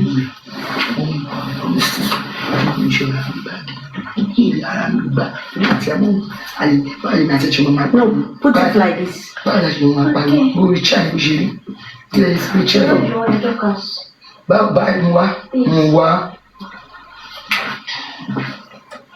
yí ojú rẹ̀, yí ojú ẹ̀ sókè sí báwo ni èyí àti ẹ̀ máa ṣe máa pariwo ohun. Okay, let me ask Dr. iOS. Dr. iOS, are you there? Good morning. Yeah, I'm here. Good afternoon from my end. Good afternoon, everybody. Thank you so much for the good work you're doing. Let me use this opportunity to appreciate you. And also to appreciate Mr. Bayo Billions. I don't know the type of computer brain that he's got. And I wish I have, a fraction of it. So, Mr. Bayo Billion, God bless you, sir. Because you are the one that will give us the dates. You will give us God bless you, ma. you will give us the page, you will give us everything. It shows that you are fully committed to this mission.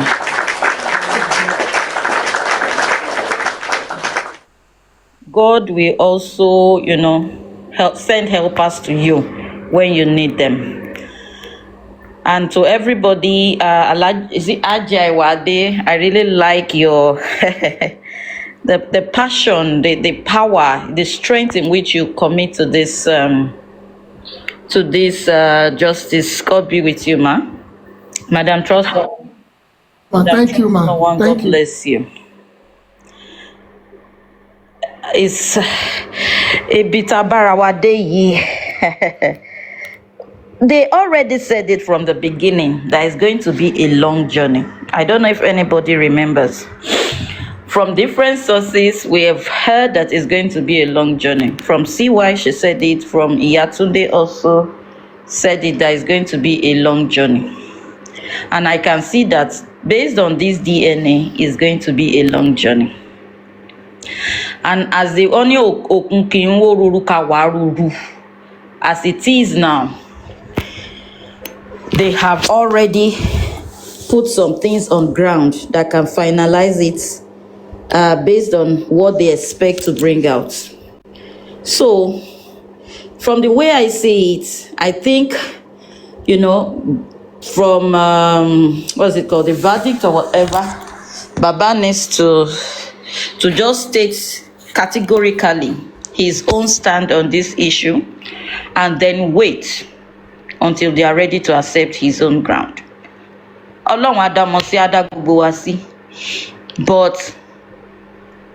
it shows that there is a lot of things that have gone wrong. Lati bere. As you were playing it, I was just wondering, ṣé mo lè ever gbọ́ kí ìyá mi máa sọ̀rọ̀ bí ìyá Mohbad ṣe ń sọ̀rọ̀ ìṣá? You know, kíkiní yẹn kan tiẹ̀ ta sí mi létí pé this is the way my mom thinks or planning. Because on a good day, she's going to lose on every ground. Kosini, she's going to lose totally, 100%. She thinks she's playing safe, but she's not playing safe. Number one, she has lost Mohbad. Ìyẹn ti lọ. Number two, àwọn ọmọ tó kù, including Adura, the so-called Adura, thank you so much, including the so-called Adura that she thinks she's protecting. See, that guy will still grow up, and at the end of the day, he will, within all the mass hospital, for her to be able to conceal something like this about his own brother lakpe, about his own brother, even if he's playing along, there will be a time in his life when he will come back to his senses and say, this, a mother who can do this. That's number two. Then now imagine kí àdúrà yẹn sìn kó ní girlfriend àbí in the future kó lóun fẹ́ marry, ẹjọ́ family ìyàwó wo, no matter how rich he eventually becomes, bóyá wọ́n fún lógún àbí wọ́n fún ní fraction àbí wọ́n fún ní proportion, family wo, àfi tó bá jẹ́ pé family ọlọ́kanjúà again. But now look at it, obìnrin tó bá lọ fẹ́rù yẹn sìn, kí ni assurance pé ìyá ọkọ ẹ̀ kò ní cover up if anything happens to the future wife of that boy? She will definitely do it again, because ó ti ṣe, tó bá ti ṣe lẹ́ẹ̀kan, tó ti mú jẹ, tó ti mọ gbogbo bá ṣe ń plot graph, tó ti mọ bá ṣe ń cover one or two things, she will eventually do it again. That's why I said she's going to lose 100%. Because she said something in her TVC interview. She said, even though I know that, I'm quoting her now, even though I know that I stand to benefit the most from my son's wealth. And on what condition is that the condition or the promise they gave to her that she is making her behave like this? And is she actually sure? Because only if no promise if you, because I don't think she's not débi tó ti máa sọ pé okay, where is even the evidence, where is it written, where has it been approved to be guaranteed that even at all, if this thing ends the way they plan it, she will get what she wants to get. I don't think she knows anything about that.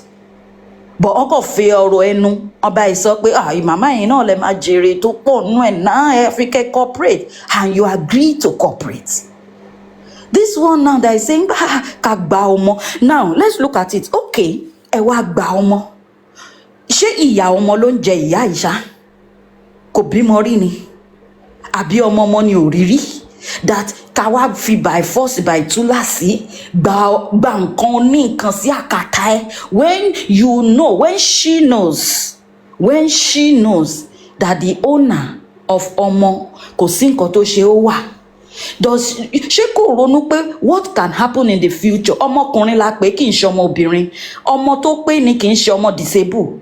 If it were to be a disabled child, ní sìn àlèsọpọ̀ lè kọ̀ sí wọn lọ́wọ́, kì í ṣe ọmọ disabled, kì í ṣe ọkùnrin la tún pè.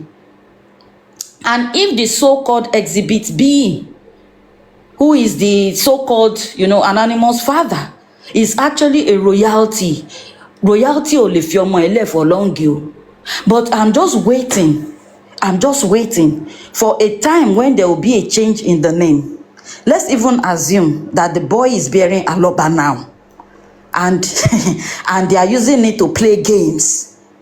Ṣé ọmọ yẹn tó máa wá dàgbà kán wá fi kó wá realize pé wọ́n fi ayé òun ta tẹ́tẹ́ láti kékeré, because tẹ́tẹ́ náà fọmọ yẹn ta. Dúró síbí jẹ́ orúkọ Aloba for one reason, tó bá tún yá wá tún change orúkọ síbí for another reason. Wọ́n fa ayé ọmọ yẹn ta tẹ́tẹ́ ni. Mo tún wá wò ó pé how will a mother, ṣé bí wọ́n ṣe wá ń rojọ́ sí wa on the internet talking about this, is that not enough to say I want to put a stop to all this nonsense? Ṣó ti rọra ẹ̀ pin ni that she cannot become something in this world except through the what is it called, the honorarium àbí kí náà ń pè, estate or properties. Ṣó ti rọra ẹ̀ pin ni? And one thing I just looked at her story may not be interesting, but if tó bá jẹ́ pé farabalẹ̀ jókòó sójú kan, Ọlọ́run ti ṣe fún pé ó jẹ́ pé she will enjoy for her life. Ẹ gbàgbé, because there are two people now contesting this issue, whether it's Mohbad that holds the son or anonymous father.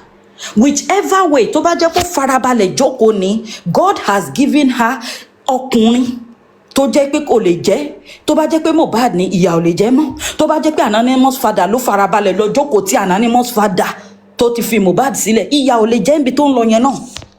But ojú kòkòrò ló tún fẹ́ fi dá gbogbo ẹ̀rù báyìí. Because whichever of the men has got the child, both of them, they are still okay, they are wealthy. So but now ó fẹ́ fojú kòkòrò dá gbogbo ẹ̀rù. But the only pity I have is for Baba. And I think when we look at it, a lot of men are going through things. But because of our culture that says, Ma kasara, okunrinye, ma kasara, okunrinye, a lot of men are weeping bitterly inside themselves. Ṣebí kan la tún ṣì rí tó ṣì gbéra ohun ṣe two papa àbí two face baba àbí olójú, I don't even know the name.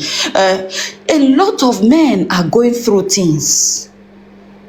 You are meeting your two baba.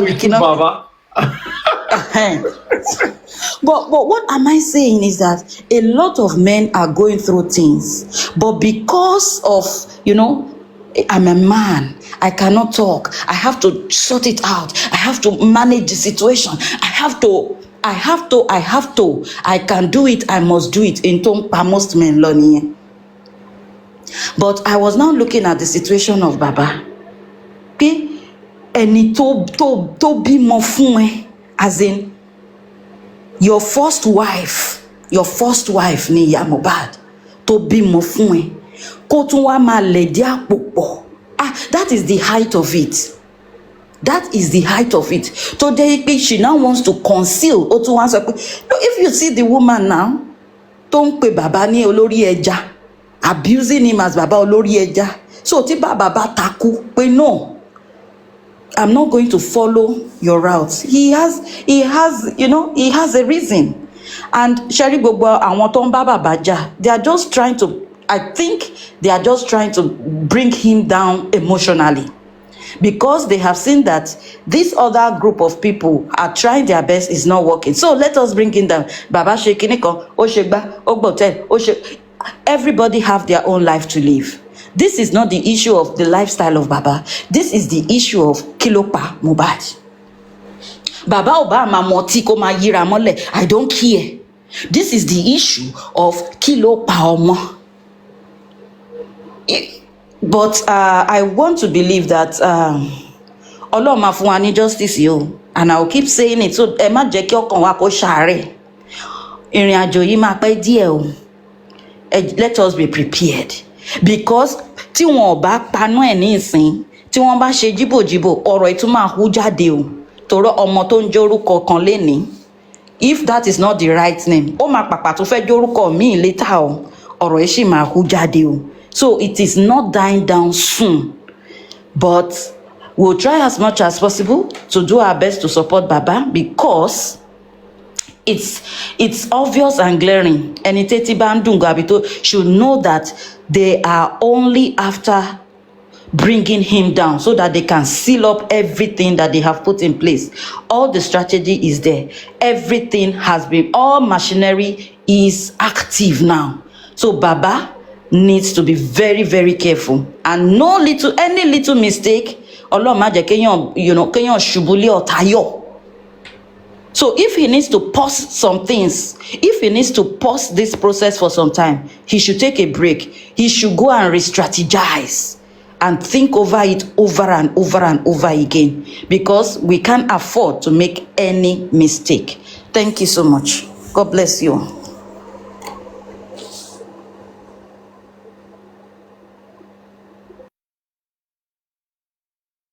Muted.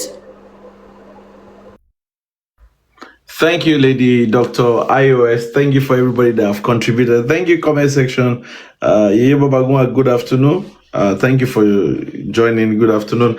For me, the height of the peak of the voice conversation was when Iya Mohbad was talking about the DNA. This part got me. ẹ jẹ́ kó lọ ṣe kára lè fi nǹkan fún ẹ kẹ́ ẹ mọ nǹkan tẹ́ ìjìyà lé lórí ṣẹ́rí gbogbo ṣẹ́rí mi ò tó lè máa ṣe sà tó bá ṣe díẹ̀ nìyẹn tọmọ ẹ bá jẹun. Mama Tiposh, good afternoon.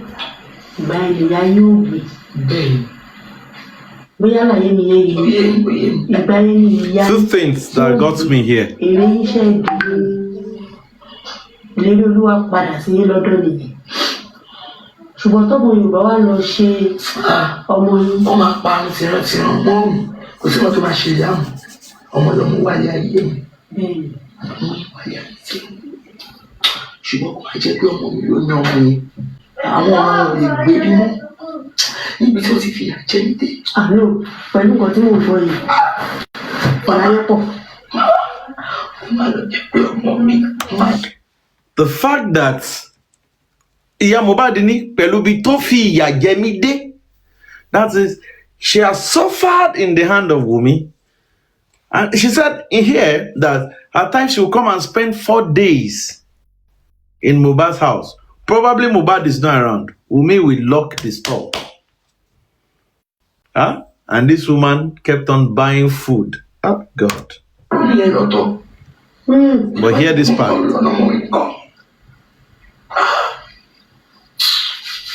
Wọ́n gbé dáhùn lọ́wọ́ mi jòsí náà dáhùn lọ́wọ́ mi jòsí tó tó àṣírí mi síta tó ti fi ọ̀rọ̀ àgbà jẹ́jẹ́ ó dáhùn. Did you hear that?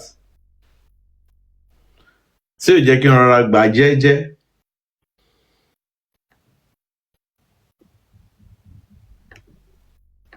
Ìlú ní ọmọ mi àwọn ọmọ ò lè gbé bí mọ́ níbi tí ó ti fìyà jẹ mí dé. Àlọ́ pẹ̀lú nǹkan tí mò ń sọ yìí ọ̀láyé pọ̀. Máa lọ jẹ́ pé ọmọ mi máa dàrú nìyẹn lọ́tọ̀. Ìjọba ti kú mọ́ nǹkan lọ́nà ọmọ mi kọ́. Thinks about that.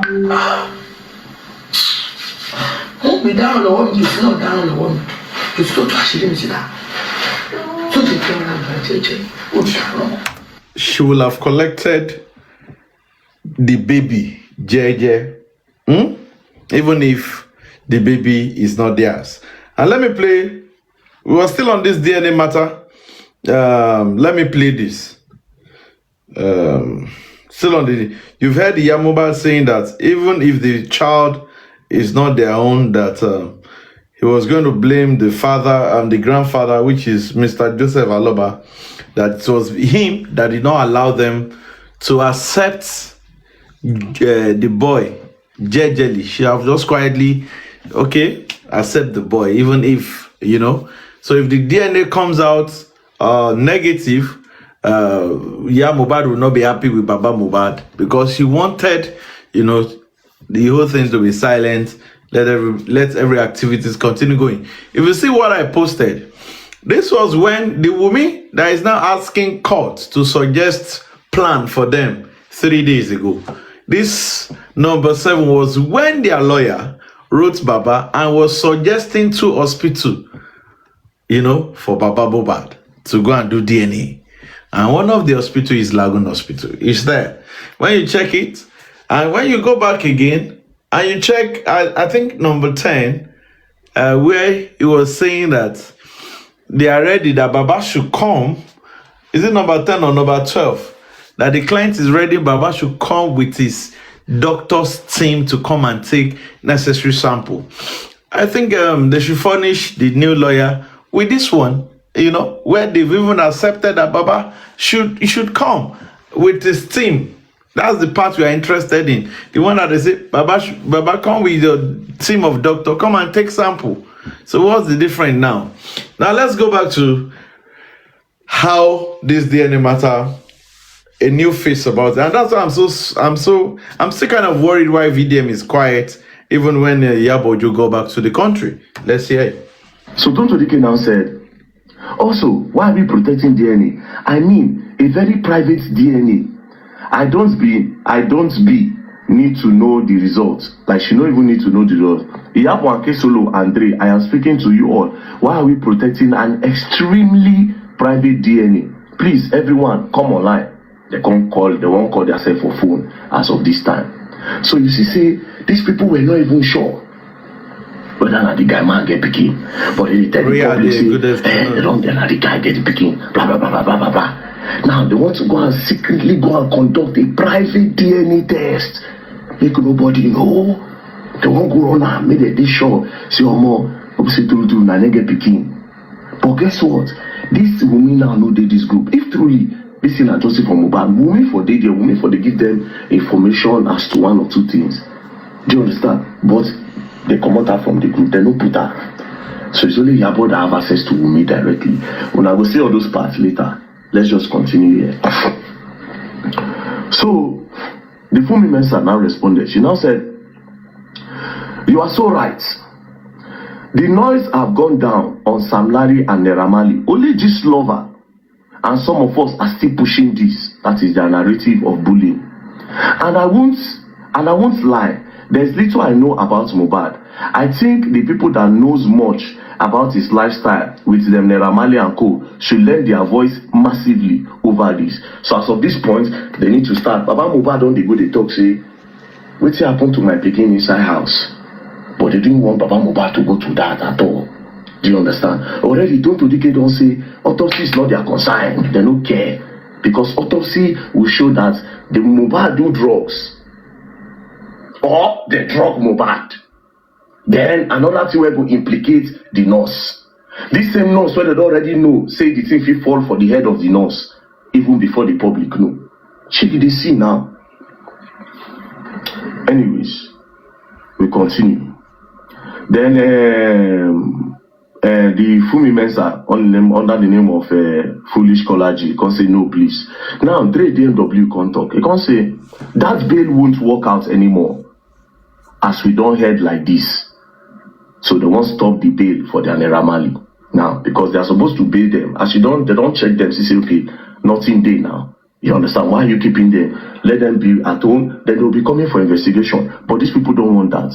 Tonto Dike now said, that is the reason for this info. Dre now said, we will go out we will go out there and voice that if them release them, they will release the nurse and the rest too. Besides, I don't want to believe this.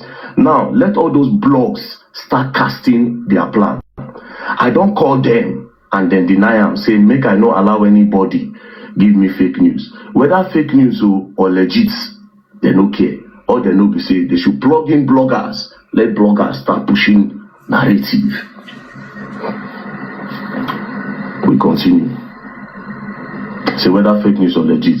Now, Tonto Dike now responded that where the boy to say, I don't want to believe that they will soon release their Naira Marley. Tonto Dike now responded to Dre. She said, I know be small pikin. I don't really talk much until I have to. And you know this. You know my correct with the DSS if no one knows. You know my connect with the DSS if no one knows. This is a real intel. Not be the one to publish, but a star upon. How do we go about it? Then Dre now responded and now said, let's do it this way. Tonto Dike now said, it is only legal that they grant them bail. Read it up. So Tonto Dike knows that as they don't ask these people questions, it is legal that they grant them bail. But they don't want that. They don't want that at all. After that 21 days where they remand them, they're supposed to grant them bail for them to go. Then they'll be coming for investigation. But they don't want that because they are meant to actually put those guys in jail for life for this matter. Why the tools go there, then they'll start to work on mobile properties and some other things. So everybody will get the agenda, they push. Do you understand? Then Dre now said, let Auntie Yabo call the CP and tell him that she knows the step that they are trying to take, whether in station or court, plans go spoil be that. So now they want to blackmail the commissioner of police because they don't want them to release their Naira. And again, as you can see, and then they push the bullying. Then they push out. Do you understand? All those ones, all those videos on at the sea, orchestration. That's why the videos know they long. Go back to that video where they talk say Sam Larry go be the boy. They cut them. Meanwhile, the video director no one talk. Zlatan no one talk. Everybody where they did they don't really talk. Everybody, they know what's up. Anyways, let's go back again. Dre said, call Auntie Yabo. Let Auntie Yabo call the CP and tell him she knows the step that they are trying to take, whether in the station or court. Plan don't spoil. Tonto Dike now said, okay. Dre can say, I don't want to call the CP. Let her call him. Tonto Dike now responded, don't know the Lagos CP myself. Dre now said, he has been promoted to AIG yesterday. They will decorate him soon. So the new CP will be in Lagos Command and take over the case where it stopped. Besides, it is DCP Panti handling the case. So let Auntie Yabo call the CP and the DCP now to cast the plan. And as for the court, I guess somebody said on this group that her sister knows the judge handling the case. So these people also get judge. Everybody, they don't plant people everywhere for this mobile matter. No wonder the one that was talking December 2 was asking Wominda, what do you want? When they struck out Baba's application, he was asking Wominda, what do you want? Wominda is stating here that they have hospital. Yeah, that they have hospital. That was stating Lagoon Hospital here. Then he's now saying that even when Baba's lawyer said that they can choose any hospital and go and run their own. They want to run their own in US and UK. You know? And then I said, all of a sudden, they don't want to do it in Lagoon again. They are now, anything the magistrate says, waiting they don't plan for WhatsApp group. When they hear these people, can you hear them? It's so sad. Somebody for inside the even group, you know the magistrate. People. Let her reach out to her sister to let us know we had the plan. Dre compose picture of Naira Marley and Naira Marley brother. When Naira Marley brother they show Naira Marley solidarity for him profile. It's in Pinam. You can say in brother don't post safe. You see, in brother don't post safe. Tonto Dike now said, I know Erin at the top. Make everybody activate. That is, may they activate the plan on okay, go run bullying and everything. Then Tonto Dike now finally say, Alpha, let's get on the conference call. So that was how these people come carry themselves, enter conference call on top of the matter, where they discuss their plans. Oh yeah. Meanwhile, these people, to the public, everybody say fighting for justice. They are fighting for justice. They clearly said they don't care about autopsy. Agenda we agenda. If I tell you the end fact of all this game where these people they play, Nigerians go feel useless. How these people manipulated you, but it's me that is the manipulator that is talking with evidence. Again, I repeat, post a screen record of the chat. If your hands are clean, post a full screen record. Let Nigerians judge. Dr. Dike, you are coming out in the public to say that autopsy, police are slow in the autopsy, but behind. You say you don't care about autopsy. Now they see. Anyways, we'll continue. More deal. The next one I will shock you now. I go shock. That one shock me. Anyways, peace and love. Don't play. They go. Who wants to Vano? I think there was a time you put up something in your background. It was like a WhatsApp chat. That's their group now, the WhatsApp group, when they were talking about the DNA. Okay, please, was that the point when they said whoever mentions the name of the father would? That was the point they confirmed that they've done the DNA. Okay. See Mohbad that they use. Okay, because I don't know if you have the chat where they made mention that nobody should talk about the father. I'm just hearing it. I want to see it with my own eyes, just in case of any. It did. Not true. That aspect, I don't know. I've not seen that chat talking about it. It's true. It's true. They use Mohbad to do paternity. Ìyábọ̀ Òjó dọ́ọ̀sì ló wà lórí ẹ̀ kó gbọ́n.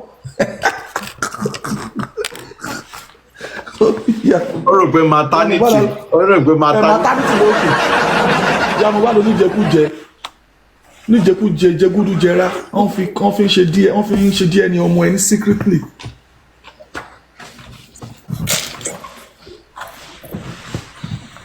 Even the video where Iyabo just started the narration of America abroad was November 11, 2023. November 23, 2023. November 23, 2023. That was when she started the issue of they were going to do it abroad. Ṣé bàbá ló tó lè san láti gbé ọmọ lọ sí abroad lọ ṣe DNA. She started it. November ló ti bẹ̀rẹ̀ propagation yìí tó ti malign, bullying, making mockery of everybody that is looking for justice. She's using pancake to cover her face, to cover the shame. Imagine using mother to do paternity tests. It's a shame on you. It's a shame on you. If your mother ṣe paternity, someone can carry on a carry.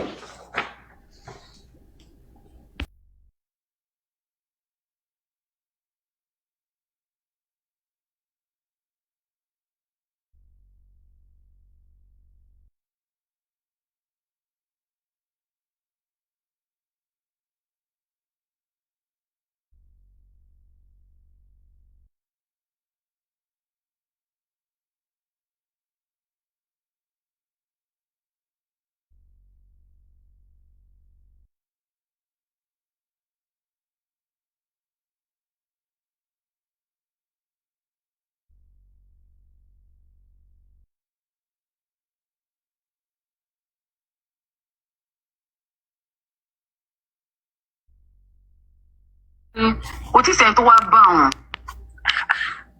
Wọ́n yà wọ́n tí wàá bẹ́ wọ́n tí pé wọ́n máa wọ́n tí pé orí social media náà wọ́n tí ń rin wọ́n tí wàá.